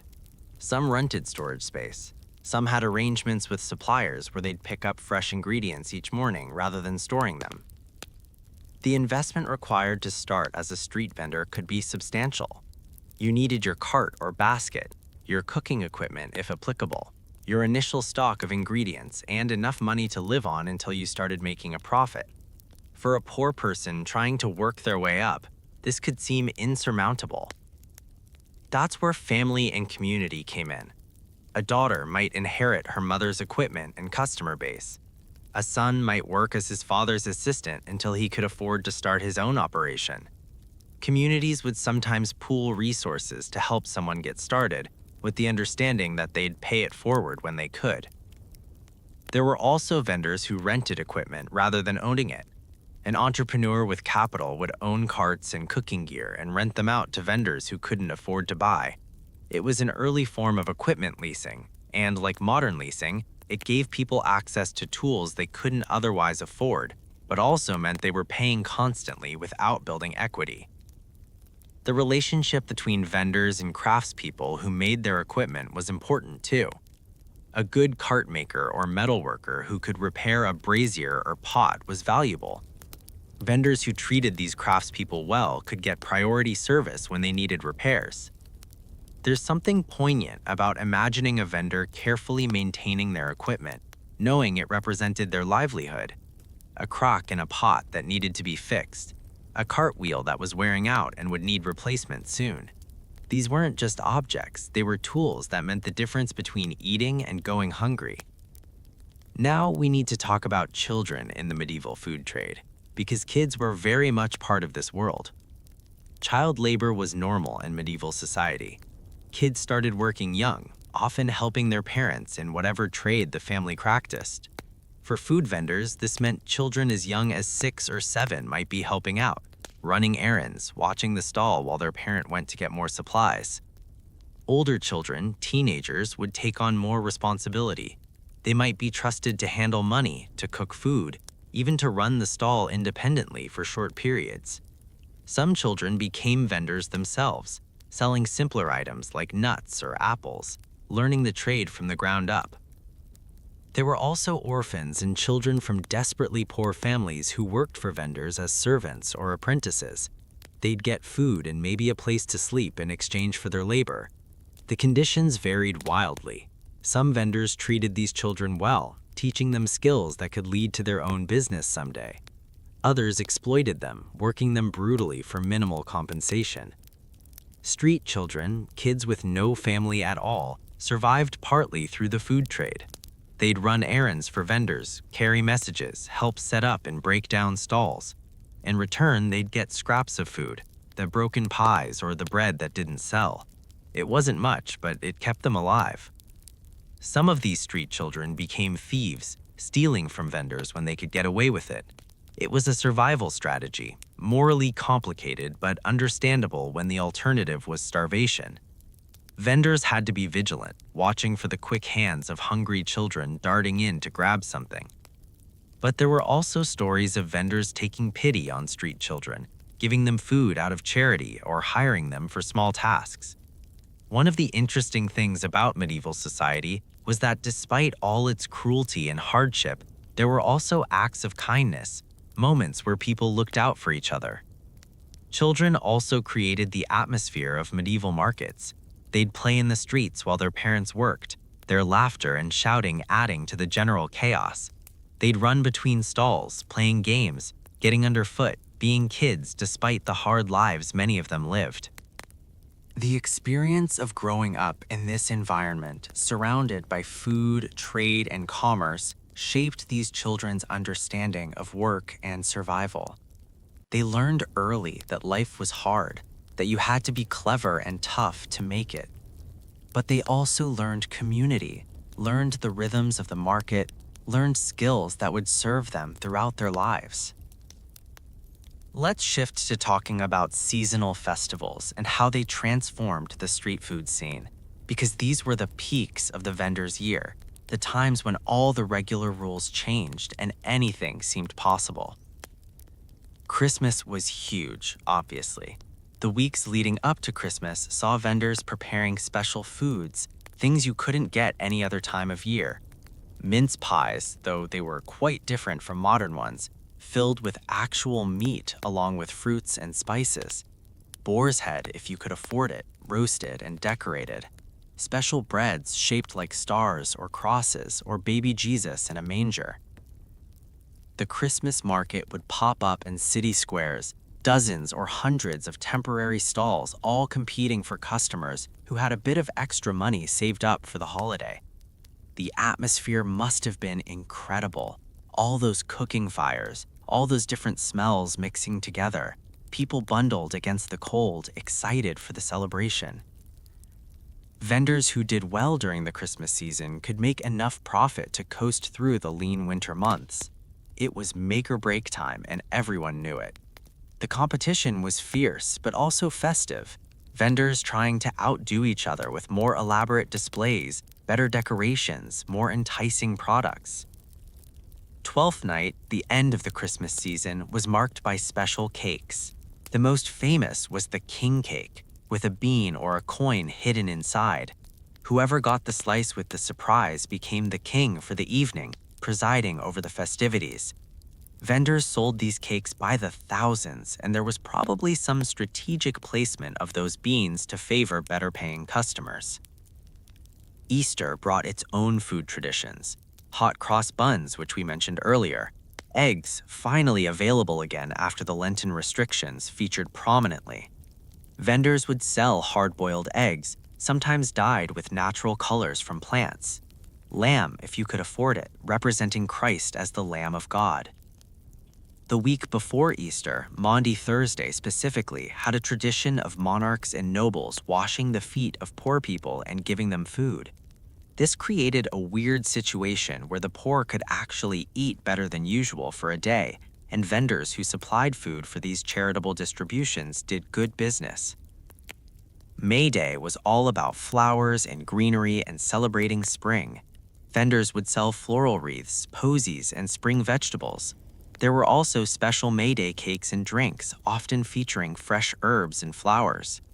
The sexual overtones of May Day celebrations, the fertility symbolism, meant that certain foods were considered aphrodisiacs and sold accordingly.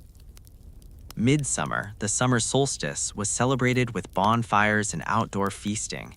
Street food vendors would set up near the bonfire locations, selling food to the crowds that gathered. Grilled meats were popular, taking advantage of the fires that were burning anyway. Fresh berries and early summer fruits, special breads shaped like suns or wheels. All Hallows Eve, what we now call Halloween, had its own food traditions. Soul cakes, as we discussed. Apples, because this was harvest time and apples were everywhere. There was a practice of souling, where people would go door to door offering prayers for the dead in exchange for soul cakes. Vendors would make extra soul cakes during this season, knowing there was demand. Harvest festivals in autumn were times of abundance. Everything that had been growing all summer was now being harvested, which meant markets overflowing with produce. Vendors would have access to ingredients at lower prices, and customers had more money from selling their harvest. It was good for everyone in the food trade. Each of these festivals had special foods associated with them, foods you'd look forward to all year. Modern people with year-round access to everything might struggle to understand the anticipation, the genuine excitement of knowing that mince pies were coming at Christmas or that you'd get hot cross buns at Easter. These seasonal foods marked time, gave structure to the year, connected people to the cycles of nature and the religious calendar. Vendors who could create a special festival food, something people associated with that particular holiday, had a guaranteed income stream. People would seek them out specifically, looking for their signature Christmas cookies or their Easter lamb pies. It was brand loyalty before anyone used that term. Now let's talk about the darker side of street food, because not everything was jolly festivals and tasty pies. Food could be a weapon. During sieges, controlling the food supply was how you won. Cutting off access to street vendors, preventing food from entering the city, starving the population into submission. There are accounts of sieges where people inside the city were reduced to eating rats, dogs, even leather from shoes and belts because the normal food supply had been cut off. Street vendors couldn't operate in those conditions. Even if they had food to sell, customers had no money and no access to ingredients. The whole system collapsed. Some vendors fled cities during sieges if they could. Others stayed and suffered along with everyone else. Famine was another catastrophe that destroyed the street food economy. When crops failed, when grain prices spiked, when people were genuinely starving, vendors either had no products to sell or were charging prices that only the wealthy could afford. During the Great Famine of the early 14th century, millions died across Europe. Street vendors weren't immune to the starvation. There are horrifying accounts of people during famines resorting to desperate measures. Vendors selling what they claimed was meat but might have been, well, best not to think too hard about it. Customers so hungry they'd eat anything, no matter how sketchy the source. The normal rules and standards broke down when survival was at stake. Plague, as we discussed, killed vendors and customers alike, but it also created weird economic situations. Labor shortages meant higher wages for survivors, which could translate to more money for food. But it also meant supply chain disruptions, ingredients becoming scarce or unavailable, the whole system struggling to function with a third of its participants dead. Wars affected food trade too. Armies marching through an area would requisition supplies, often not paying or paying in worthless currency. Soldiers would steal from vendors or simply take what they wanted by force. Operating a food stall in a war zone was dangerous and often unprofitable. Riots over food prices happened periodically. When bread got too expensive, when people felt vendors and bakers were gouging them, they'd sometimes respond with violence. Stalls would be overturned, goods stolen, vendors beaten. City authorities would try to restore order, but hungry people are desperate people, and desperate people are unpredictable. There were also fires, constant danger in medieval cities where everything was wood and thatch and open flames everywhere.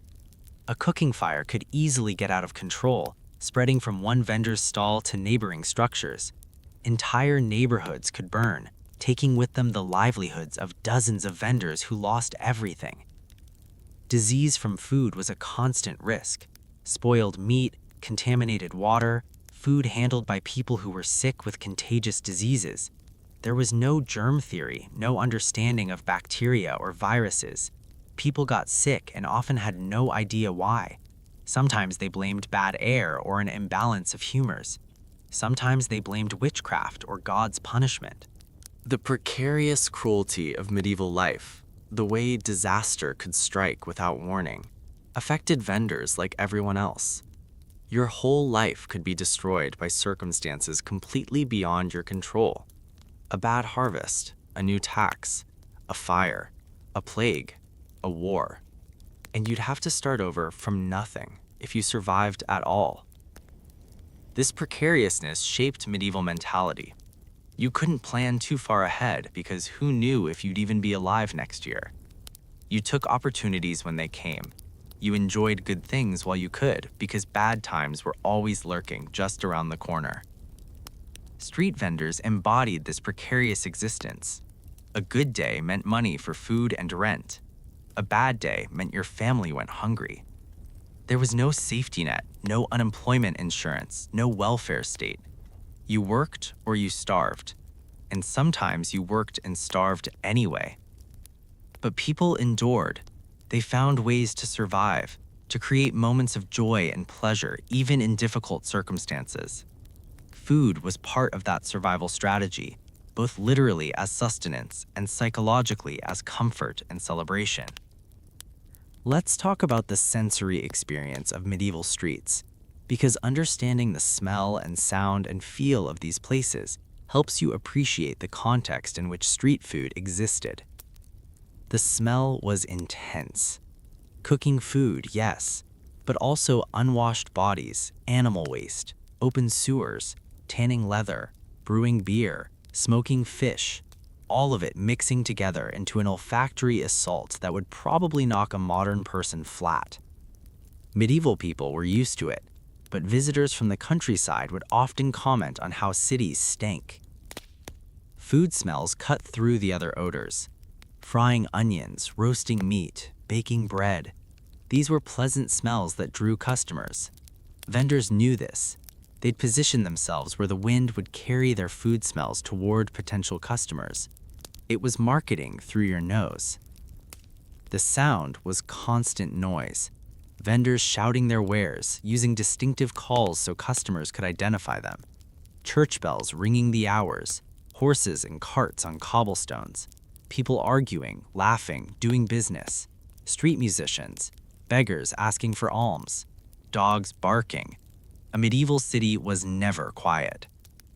Vendors developed their calls carefully. You needed something loud enough to carry over the general din, but also distinctive enough that people could identify you. Some vendors used rhymes or songs. Some had catchphrases. Hot pies, get your hot pies, better than your wife's, that kind of thing, probably with more colorful language. The tactile experience was also specific. Cobblestones or packed dirt under your feet, often slick with mud or worse. The press of crowds in popular market areas, being jostled and bumped. Picking up hot food with your bare hands, burning your fingers, not caring because you're hungry. The grease on your hands and face after eating a meat pie, wiping it on your clothes because what else are you going to do? Temperature mattered too. Winter in a medieval city was cold, genuinely cold, in ways modern people with central heating don't really experience. A cup of hot soup or a warm pie in your hands was literal physical comfort, warming you from the inside out. Summer heat made different foods appealing, cool drinks and fresh fruits more desirable than heavy stews. The visual aspect was colorful but also grimy. Bright signs hanging from stalls, vendors wearing distinctive clothing to attract attention, but also dirt everywhere, buildings with soot from countless fires, people in worn clothes that had never been properly cleaned. The contrast between the aspirational brightness vendors tried to create and the underlying griminess of medieval urban life. At night, the experience changed dramatically. Torches and lanterns created pools of light in the darkness. Shadows moved and shifted. The food vendors who worked at night catered to a different crowd. People stumbling out of taverns, workers on night shifts, individuals up to no good. There was an edginess to nighttime street food, a sense of danger mixed with opportunity. All of these sensory details created the environment in which street food culture existed. It wasn't clean or sanitized. It was messy and loud and smelly and very, very human. The food vendors were part of this tapestry, adding their own threads to the complex weave of urban life. Now, if you've made it this far in our journey through medieval food culture, you deserve a medal, or at least a really good pie. And hey, if you haven't already, leave a comment telling me what surprised you most about medieval eating habits. And that like button, it's not going to click itself, just saying. Let's dive into the regional variations in street food, because medieval Europe wasn't monolithic and different areas had their own food cultures. England had its meat pies and eels, as we've discussed extensively, but also jellied eels, which were exactly what they sound like and apparently delicious if you didn't think too hard about the texture. Oysters were incredibly popular in England, cheap and plentiful, sold by vendors who'd shuck them right there on the street. Scotland had its own traditions. Oat cakes were huge, these flat cakes made from oats that could be eaten with anything or just by themselves. Haggis already existed in some form, though the modern recipe probably developed later. Fish was everywhere in Scotland, particularly herring, smoked or pickled or fresh. France was already developing its reputation for fancy food. French vendors sold things like crepes, though they were simpler than modern versions. Onion soup, which was considered poor people's food but was actually delicious. French bread was already considered the best in Europe, and bread vendors in Paris had a reputation for quality. Italy had pasta, though it wasn't as central to the cuisine as it would later become. Pizza existed in a primitive form, essentially flat bread with toppings, sold by street vendors in Naples. Gelato, or something like it, was sold in Italian cities, made with snow or ice from the mountains mixed with fruit and honey. Germany had its sausages, obviously. Every region had its own variant, different meats and spices and preparation methods. Pretzels were sold by street vendors, though they were less standardized than modern pretzels. Beer was everywhere, with different cities proud of their own brewing traditions. Spain had influences from North African cuisine due to the Moorish presence, more sophisticated spice use, different flavor combinations. Tapas culture might have had roots in this period, though it would develop more fully later. Seafood was huge in coastal areas, with vendors selling everything the ocean provided. Eastern Europe had its own traditions, often involving more preservation techniques due to harsher winters. Pickled everything, smoked meats and fish, hearty soups and stews, dark bread made from rye instead of wheat. The Mediterranean areas had access to different ingredients than Northern Europe, more fresh vegetables year-round, olives and olive oil, different fish species. The food culture reflected the climate and available resources. Trade routes meant some exchange of ideas and ingredients between regions, but travel was difficult and dangerous enough that regional differences remained stark. A street vendor in London was selling fundamentally different things than a vendor in Venice or Prague or Lisbon. These regional variations also created a sense of identity. The foods you ate, the flavors you grew up with, they marked you as being from a particular place. Medieval people were aware of these differences and often proud of their local food traditions. Travelers would comment on foreign foods, sometimes with appreciation and sometimes with disgust. The things people from other regions ate could seem bizarre or revolting. This was tribalism expressed through cuisine, an us versus them mentality based partly on what you put in your mouth. But there was also curiosity and a willingness to experiment. A vendor who traveled to a different region might bring back ideas and techniques, adopting them for local tastes. This slow exchange of culinary knowledge was how food culture evolved. Let's talk about the relationship between taverns and street food, because they were interconnected in interesting ways. Taverns sold drinks, obviously, but many also sold food. Simple stuff, usually, bread and cheese, maybe some cold meat or pickled fish. The food wasn't the main attraction, it was something to keep customers drinking longer. But taverns couldn't be everywhere, and they had limitations. You needed a building, furniture, permission from city authorities. Street vendors had more flexibility. They could set up near taverns, catching customers on their way in or out. Or they could operate in areas where taverns weren't allowed or practical. There was sometimes cooperation between tavern owners and street vendors.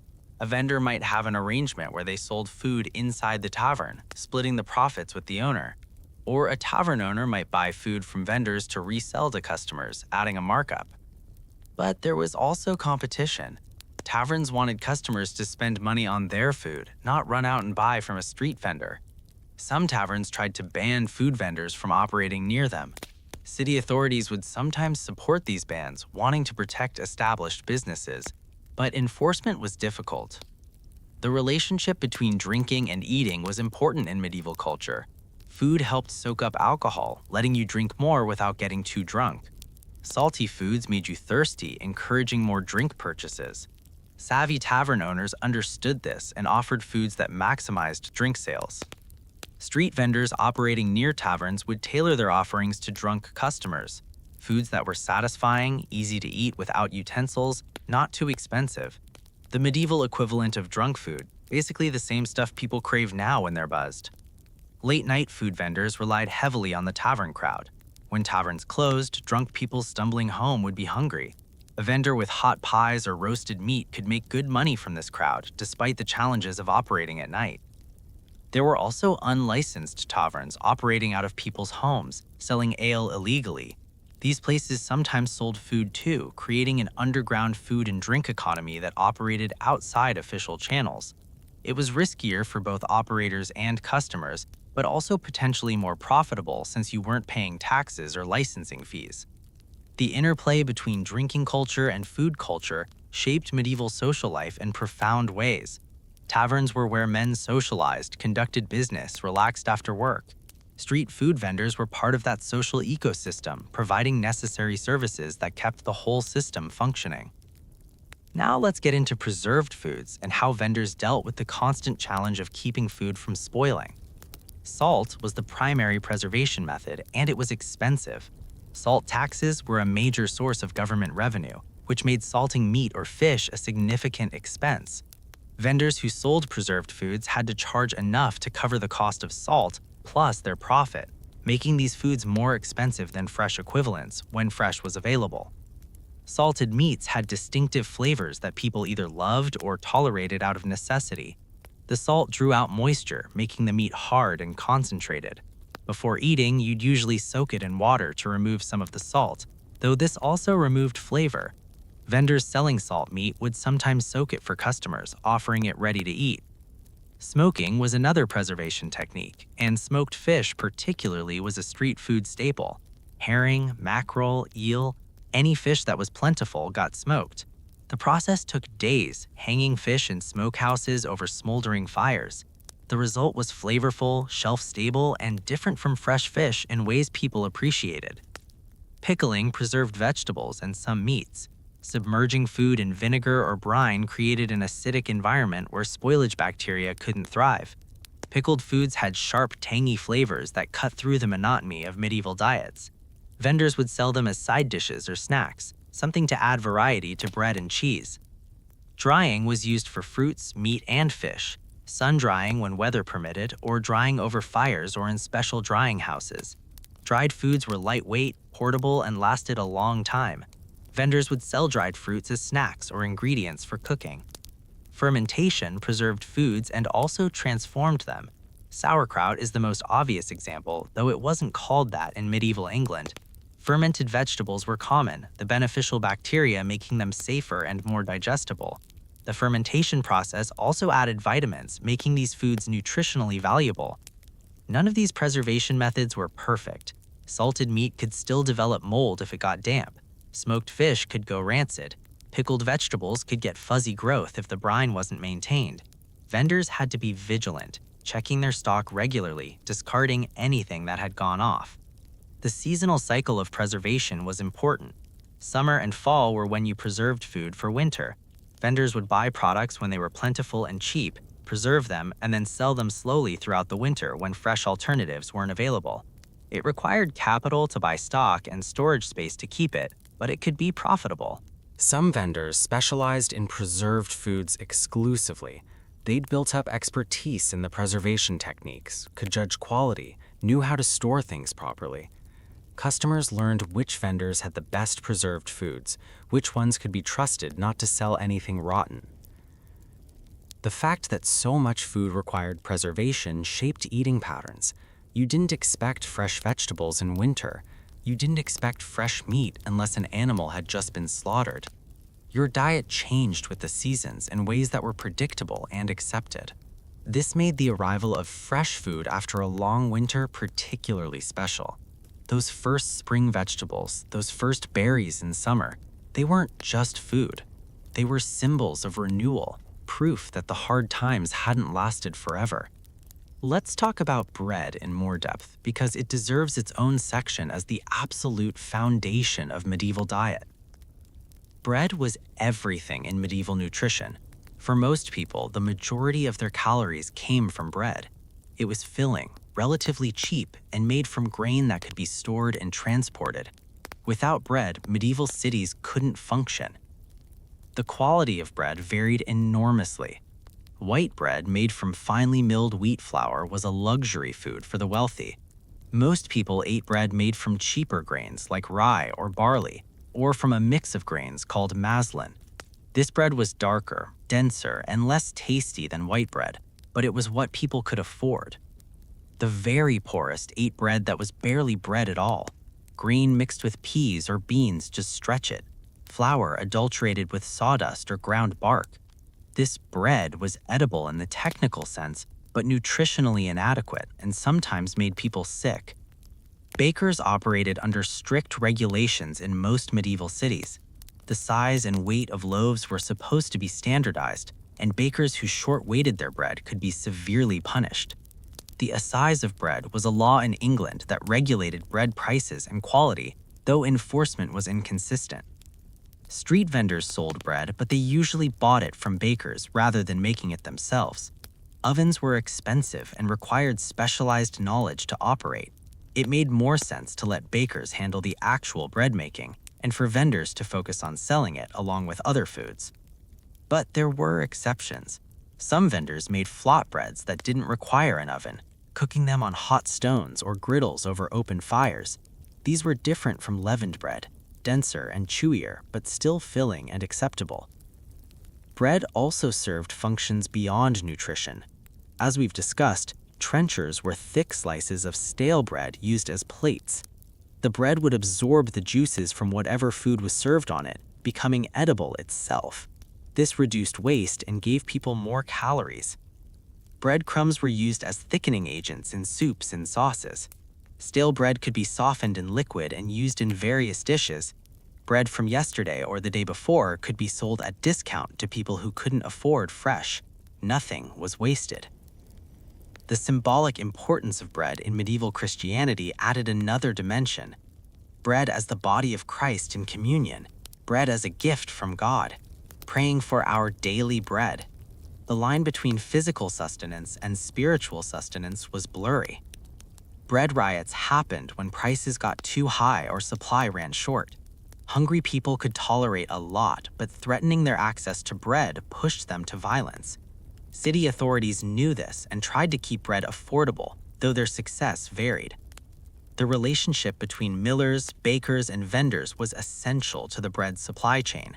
Millers ground the grain, bakers made the bread, vendors sold it to consumers. Each step added cost and provided opportunity for someone to make a living, but it also created points where the system could fail. Bad grain could ruin everything downstream. Dishonest millers or bakers could adulterate the product, affecting everyone after them in the chain. Conflicts between these groups affected the supply and quality of bread available to regular people. For street vendors, having reliable access to decent bread was crucial. If you were selling soup or stew, customers needed bread to go with it. If you were selling toppings or spreads, you needed bread as the base. The bread ecosystem supported the entire street food economy. Let's talk about waste, because medieval cities generated massive amounts of food waste, and dealing with it was an ongoing challenge. Organic waste from food preparation and consumption just got tossed in the street in many cases. Vegetable scraps, bones, spoiled food, it all went into the gutter. Rain would wash some of it away eventually. Animals would eat some of it. The rest would just rot in place. This created obvious sanitation problems. The smell was terrible. Disease could spread through contaminated water or food. Rats and other vermin thrived on the abundant food waste. City authorities tried various solutions, from employing street cleaners to requiring residents and vendors to dispose of waste properly, but compliance was spotty. Some waste had value, though. Bones could be collected and sold to craftspeople who used them to make buttons, tools, or decorative items. Fat and grease could be rendered and reused for cooking. Vegetable scraps could feed animals. There was an informal economy around waste, people eking out a living by collecting and selling things others had discarded. Street vendors contributed significantly to the waste problem. All those pie crusts that were too burned or broken to sell, meat that had gone off, spoiled vegetables. It all had to go somewhere, and often that somewhere was the nearest gutter. But vendors also had incentives to minimize waste. Every scrap that got thrown away represented lost profit. Clever vendors found uses for everything. Meat scraps went into pies or soups. Vegetable trimmings went into stocks. Fat got rendered and reused for cooking. The poor would scavenge food waste, searching through discarded scraps for anything still edible. This was considered shameful but understandable. A hungry person would eat things a comfortable person would turn up their nose at. Vendors knew this happened and generally tolerated it, though they'd try to prevent theft of goods that could still be sold. There's something deeply sobering about imagining the hierarchy of food, how one person's waste could be another person's meal. The extreme inequality of medieval society manifested in who ate what, and the gap between the well-fed and the hungry was stark and visible. Composting wasn't a widespread practice, though some people did return food waste to gardens or fields. The connection between today's organic waste and tomorrow's food wasn't lost on everyone. But systematic composting required organization and effort that most people couldn't spare. The waste problem got worse during festivals when food consumption spiked. Markets would be drowning in garbage by the end of a feast day. Cleanup was necessary but rarely immediate, which meant periods where cities were even more disgusting than usual.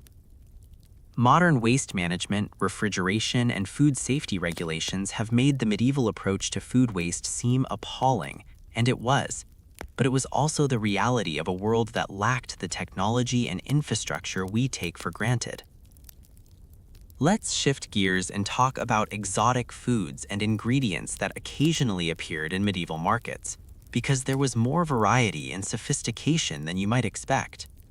Spices from Asia were the most obvious exotic goods. Pepper, cinnamon, ginger, nutmeg, cloves, all of these traveled thousands of miles along trade routes to reach European markets. They were expensive, sometimes worth more than gold by weight, but vendors who could afford them used them liberally to demonstrate quality and attract customers. The spice trade was controlled by various merchants and guilds, creating artificial scarcity that kept prices high. But even small amounts of spice could transform a dish, so vendors would use them strategically, maybe just a pinch to add flavor and aroma. Sugar was another exotic import, coming from the Middle East and eventually from plantations in Mediterranean islands. It was wildly expensive and mostly reserved for the wealthy, but vendors catering to upscale customers could offer sugar-sweetened treats. Almonds came from warmer climates and were expensive but popular. Almond milk, as we've mentioned, was everywhere in medieval cooking. Ground almonds were used in sauces and desserts. Whole almonds were sold as luxury snacks. Citrus fruits like oranges and lemons were exotic imports in Northern Europe. They appeared mainly during certain seasons when ships from the Mediterranean would bring them. Vendors who got hold of citrus could charge premium prices. Figs and dates came from the Mediterranean and Middle East. They were associated with biblical lands, which gave them a kind of holy cachet. Vendors would sell them during religious festivals, connecting earthly treats with spiritual observances. Rice, as mentioned earlier, was exotic and expensive. It was used in fancy dishes, and vendors who could offer rice-based foods were catering to customers with money. Some meats were considered exotic based on rarity rather than origin. Peacock, swan, porpoise, yes, really, it was classified as fish for fasting purposes. These were special occasion foods that most vendors never handled, but that existed in the broader food culture. There were also exotic preparation methods that came from other cultures. The use of certain spice combinations, cooking techniques like the use of saffron to color foods golden. These were foreign ideas that got adapted into local cuisines. The fascination with exotic foods spoke to something deep in human nature. The desire for novelty, for status symbols, for tastes and experiences beyond the ordinary. Vendors who could tap into this desire, who could offer something rare and special, could do very well for themselves. But there was also resistance to foreign foods. Xenophobia existed in medieval times just like it does now. Foods from other cultures were sometimes viewed with suspicion or disgust. The same food that some people found exciting and desirable, others found weird and off-putting. This tension between the exotic and the familiar has always been part of food culture. We want adventure, but also comfort. We're curious about new things, but also attached to what we know. Medieval vendors navigated this tension just like modern restaurateurs do. If you're still with me, still awake, or pleasantly drifting off while learning about medieval food, I'm impressed and grateful. Consider subscribing to Dreamless Timelines if you haven't already. We've got more historical content coming that's perfect for late-night listening or drifting off to sleep. Now let's talk about the education of taste, because medieval people learned what foods were good through cultural transmission and personal experience. Children grew up eating what their families ate, which was largely determined by social class and region. A child from a merchant family would have a different palate than a child from a peasant family. The flavors you encountered early in life shaped your preferences for the rest of your life. But there was also mobility and mixing, especially in cities. A vendor's child might taste foods from different regions or classes, expanding their culinary horizons. Apprentices living with master craftspeople would eat what the master's family ate, sometimes experiencing foods they'd never had at home. Religious fasting created its own education in taste. Learning to appreciate fish and vegetables during Lent, finding satisfaction in meatless meals, this was part of growing up in medieval Christian culture. Some people undoubtedly resented the restrictions, but others genuinely came to love the fasting foods. Taste was also a matter of status and identity. Liking expensive foods, having refined preferences, this marked you as sophisticated and wealthy. Vendors who sold to upscale customers had to understand these preferences, had to be able to deliver foods that met expectations for quality and presentation. But there was also an authenticity to humble foods, a sense that plain, honest food was more virtuous than elaborate fancy dishes.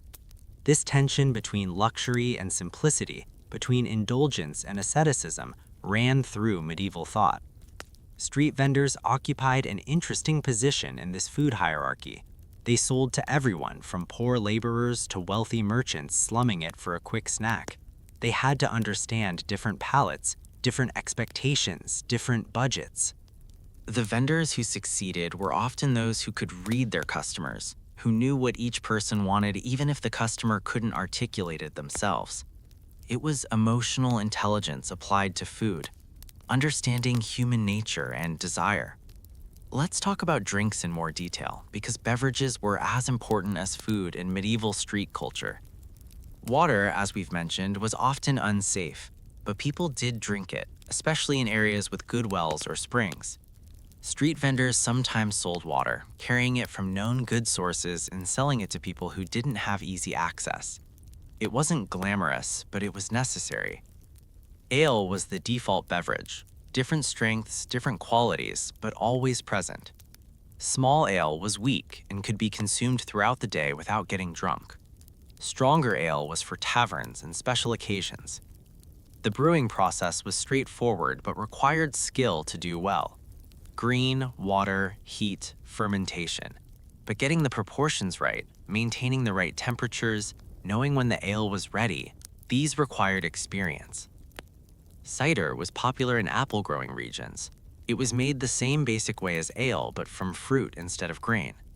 Hard cider was alcoholic, but there was also sweet cider that was just pressed apple juice, though it would start fermenting quickly. Perry, made from pears, was less common but existed in areas where pears grew well. It was similar to cider, but with a different flavor profile. Wine was expensive and associated with the wealthy, but cheaper wines existed. These were often acidic and harsh, not the refined beverages we think of today, but they were alcoholic, and that's what mattered. Mead, made from fermented honey, was ancient and still consumed in medieval times. It was sweet and strong and associated with old pagan traditions, which gave it a slightly transgressive appeal. Various herbal drinks existed, some medicinal and some just for flavor. Chamomile tea, mint water, drinks infused with various plants that were believed to have healing properties or just tasted good. Milk was consumed fresh when available, but it spoiled quickly. Buttermilk, the liquid leftover from churning butter, was more stable and sold by vendors. It was slightly sour, nutritious, and refreshing.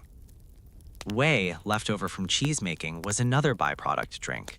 It wasn't delicious by modern standards, but it was wet and had some nutritional value and was better than nothing. During hot weather, vendors would sell cool drinks, not cold because ice was rare and expensive, but cool drinks that had been stored in cellars or shaded areas. The temperature difference from the hot air was refreshing even if the drink wasn't actually cooled. Posset, which we mentioned earlier, was popular in taverns and sold by street vendors too. Hot milk curdled with wine or ale, spiced and sweetened. It was filling and warming and slightly intoxicating, perfect for cold nights. There were also special occasion drinks. Wassail during Christmas, spiced and served hot, May Day drinks featuring fresh herbs and flowers. These seasonal beverages marked time and created anticipation. The equipment needed to sell drinks was different from food equipment. You needed containers that wouldn't leak, cups for customers, maybe a dipper or ladle. Keeping everything clean was a challenge when you had no running water. Successful drink vendors had regular routes and customers, people who bought from them every day, who knew their product and trusted them. Building that trust took time but was valuable once established.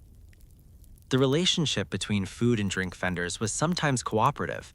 A food vendor might partner with a drink vendor, setting up adjacent to each other and recommending each other's products.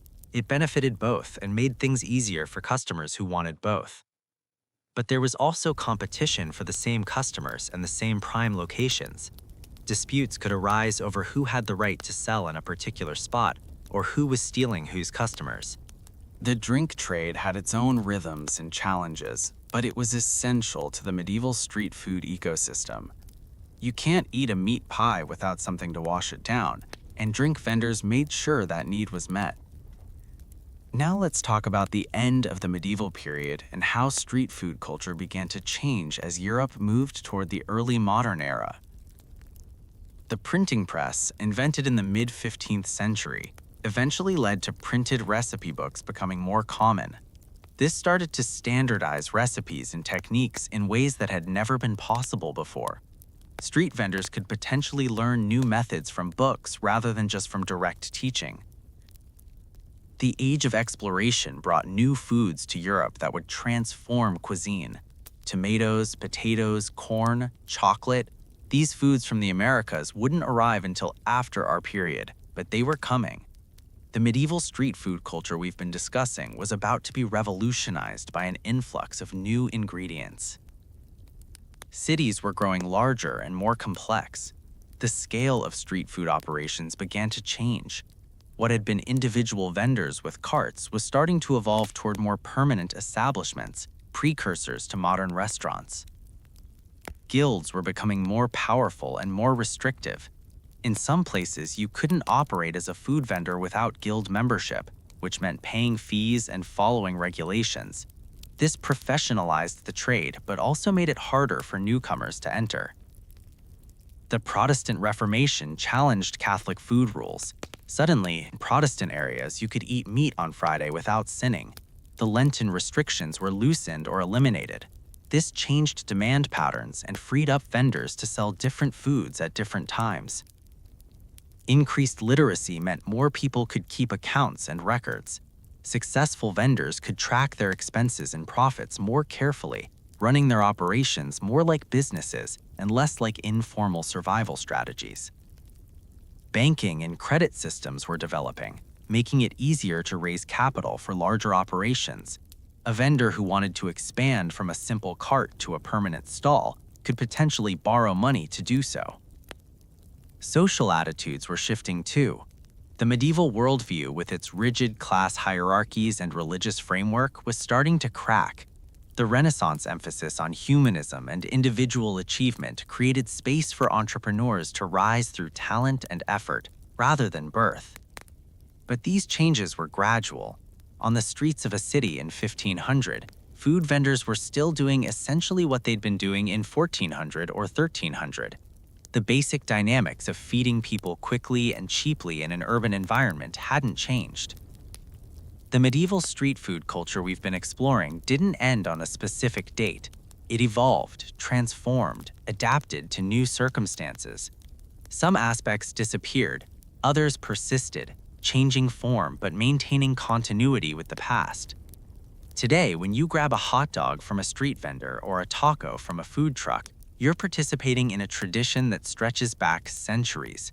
The specific foods have changed, the technology is different, but the basic concept is the same. People in cities need quick, affordable food, and vendors provide it.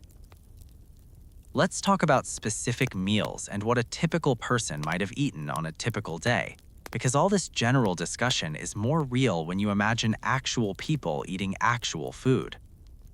A laborer waking up before dawn in medieval London might skip breakfast entirely, his stomach growling as he headed to work.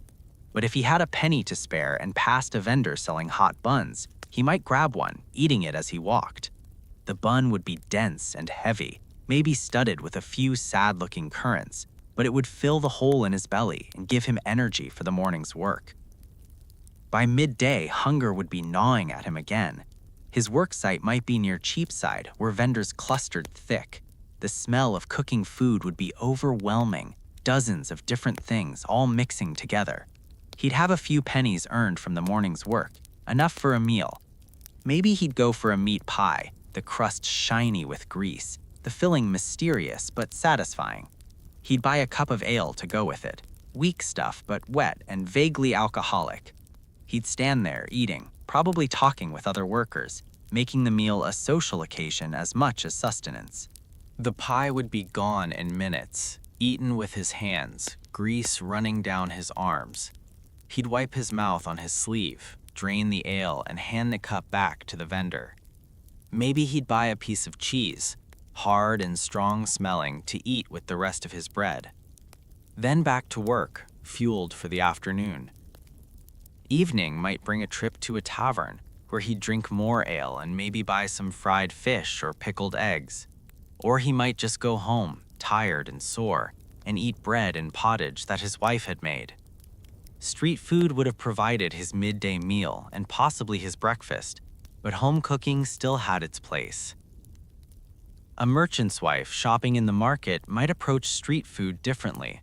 She'd sample things from multiple vendors, a bit of this and a bit of that, treating it more as entertainment than sustenance. She could afford to be picky, choosing vendors with reputations for quality. Maybe she'd buy candied violets, a luxury item that proved she had money to spend on frivolous things, or a pastry filled with expensive spiced fruits, something her cook at home couldn't or wouldn't make. She'd eat delicately, conscious of her status, not wanting to appear greedy or unrefined. A monk from a nearby monastery in town on an errand would navigate the food stalls with internal conflict. He wasn't supposed to be enjoying earthly pleasures, but he was also human, and that roasted meat smelled amazing. Maybe he'd allow himself a small indulgence, a piece of bread with honey, telling himself it was necessary fuel for his work. A beggar at the edge of the market would watch all this activity with hunger and resentment. He'd survive on scraps and charity, maybe getting a handout from a sympathetic vendor, maybe stealing when he could get away with it. For him, street food was a reminder of everything he didn't have, the gap between his misery and other people's comfort. These different experiences, all happening in the same space at the same time, illustrate the complexity of medieval society. Food wasn't just food. It was status, identity, morality, survival, pleasure, guilt, all wrapped up together.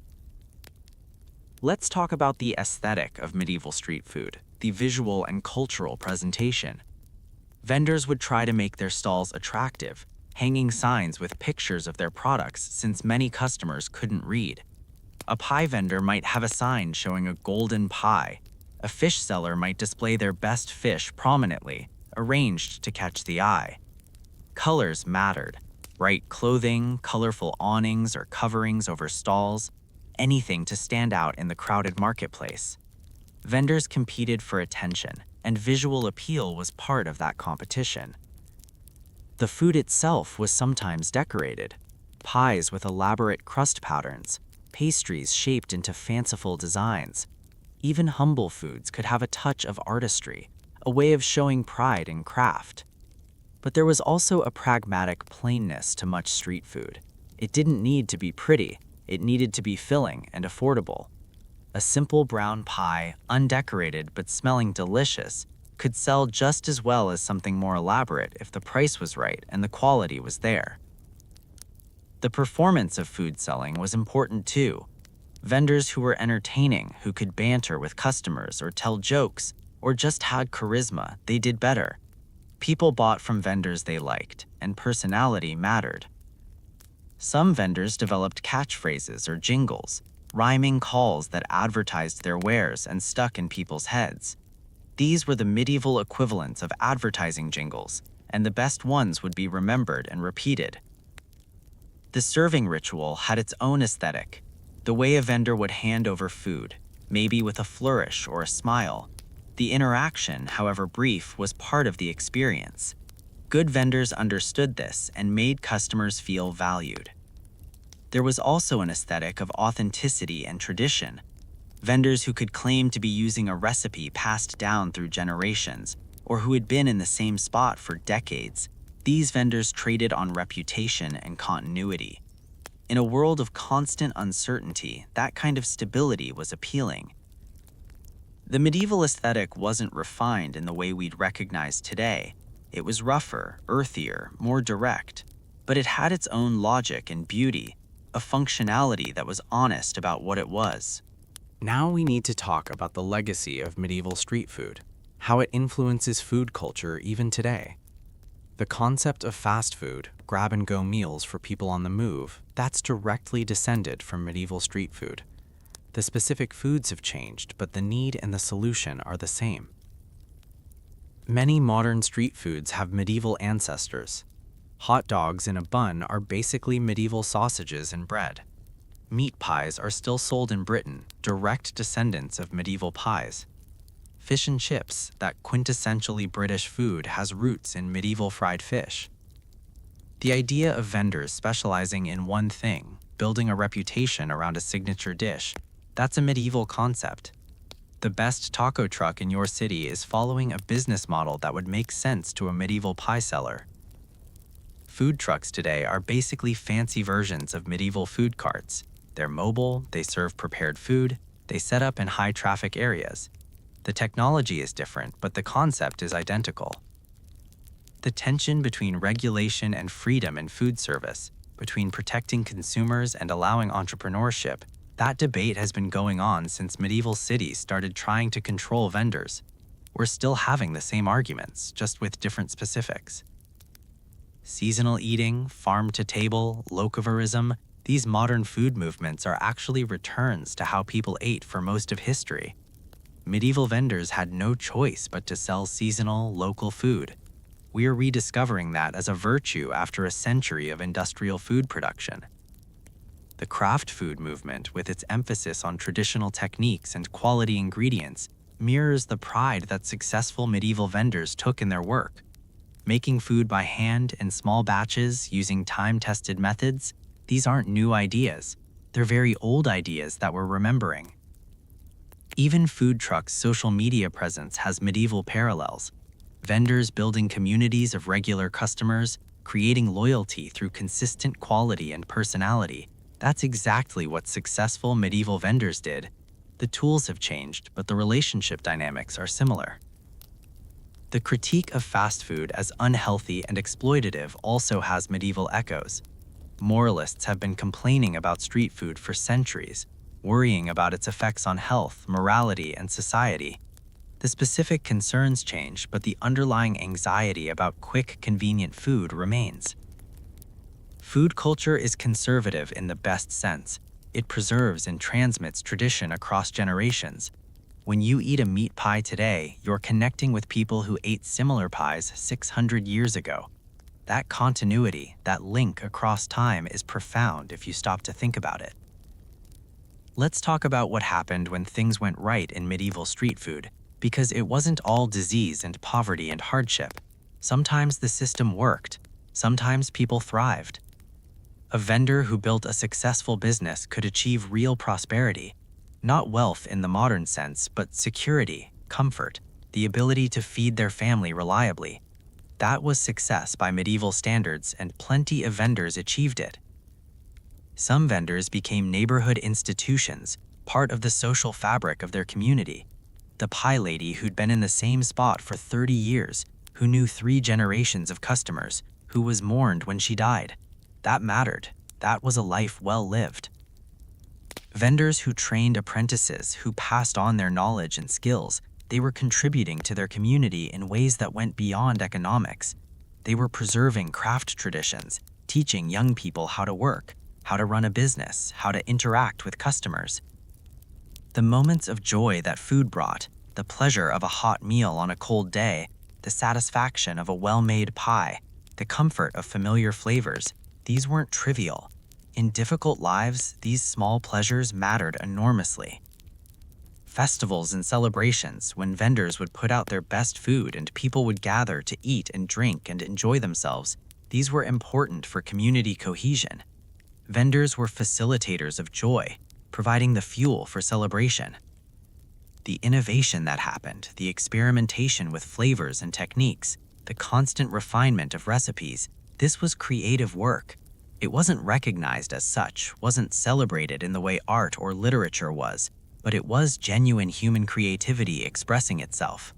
The resilience of the street food trade, its ability to survive plagues and famines and wars and economic collapse, that's testament to how fundamental it was. People always need to eat, and vendors always found ways to feed them. That's not nothing. There's a dignity in honest work, in providing a necessary service, in doing something well, even if it's humble. Street food vendors embodied that dignity, doing important work that kept society functioning. And sometimes, just sometimes, everything aligned. A vendor's special pie, made from a good recipe with quality ingredients, bought by a happy customer on a beautiful day. In that moment, everyone involved got something valuable. The vendor made money, the customer got a delicious meal, and the world was briefly a bit better. Those moments, multiplied across thousands of vendors and millions of customers over centuries, add up to something significant. They add up to a food culture, a tradition, a way of feeding people that worked despite all the challenges. Now, as we're approaching the end of this journey through medieval street food, let's talk about what we can learn from all this history. First, human nature doesn't change much. The things that motivated medieval vendors, the desire for profit, for independence, for creative expression, for respect, these still motivate people today. The specifics change, but the underlying drives are constant. Second, food is never just food. It's always wrapped up with culture, identity, morality, economics, politics. Understanding food culture means understanding society in a deeper way. Third, the past wasn't simple. Medieval times are often portrayed as dark and primitive, but the reality was complex and nuanced. People were intelligent, creative, resourceful. They solved problems and built systems that worked for their circumstances. Fourth, progress isn't linear. Some things have genuinely improved since medieval times. Food safety, nutrition knowledge, access to variety. But we've also lost things. The connection to seasons, the sense of community, the craft traditions. Recognizing both gains and losses gives a more complete picture. Fifth, the challenges of feeding cities haven't changed. As long as people cluster in urban areas, we need efficient systems for distributing food. Medieval vendors were solving the same problem modern food systems solve, just with different tools. Sixth, quality matters to people. Even in desperate circumstances, people valued good food. They appreciated craft and flavor and care in preparation. That desire for quality is fundamental to human experience.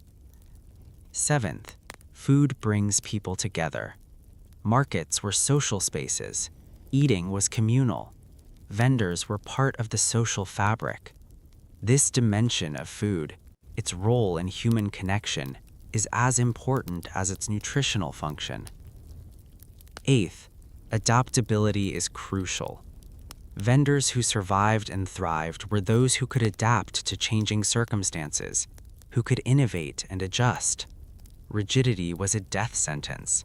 Flexibility was survival. The medieval street food vendors we've been discussing are all long dead. Their stalls are gone. their recipes mostly lost, their names forgotten. But the tradition they embodied lives on. Every time someone buys food from a street vendor, they're participating in that tradition. As you drift off to sleep tonight, or as you finish listening to this, I hope you have a new appreciation for the complexity and richness of medieval food culture. Behind every meal, there were human stories, human struggles, human triumphs. Food history is human history, and it's endlessly fascinating. If you enjoyed this deep dive into the medieval world, do me a favor and subscribe to Dreamless Timelines. We create this kind of content regularly, exploring historical topics in depth, always with the goal of being both informative and relaxing. Hit that subscribe button, drop a like if you learned something, and leave a comment with your thoughts. Let me leave you with one final image. Picture a medieval street at dusk. The shadows are lengthening. The day's heat is fading. A vendor is packing up their stall, wrapping unsold pies, banking the coals in their brazier. They're tired, their feet hurt, but they made enough money today to feed their family, to pay their rent, to come back tomorrow and do it again. As they push their cart home through the narrow streets, they pass other vendors doing the same. They nod to each other, colleagues in the daily struggle. The smoke from 1,000 cooking fires rises into the evening sky. The city settles into night. Tomorrow, the vendor will be back. There will be new pies to make, new customers to serve, new challenges to overcome. The work continues, day after day, year after year, generation after generation. That's the real story of medieval street food, not the exotic details or the shocking facts, but the simple, endless work of feeding people. And on that quiet note, we'll end our journey through the greasy, fragrant, fascinating world of medieval junk food. Sleep well, dream of hot pies and cold ale, and remember that history is full of ordinary people doing extraordinary things just by showing up and doing their work every day. Thank you for listening to this episode of Boring History for Sleep on Dreamless Timelines.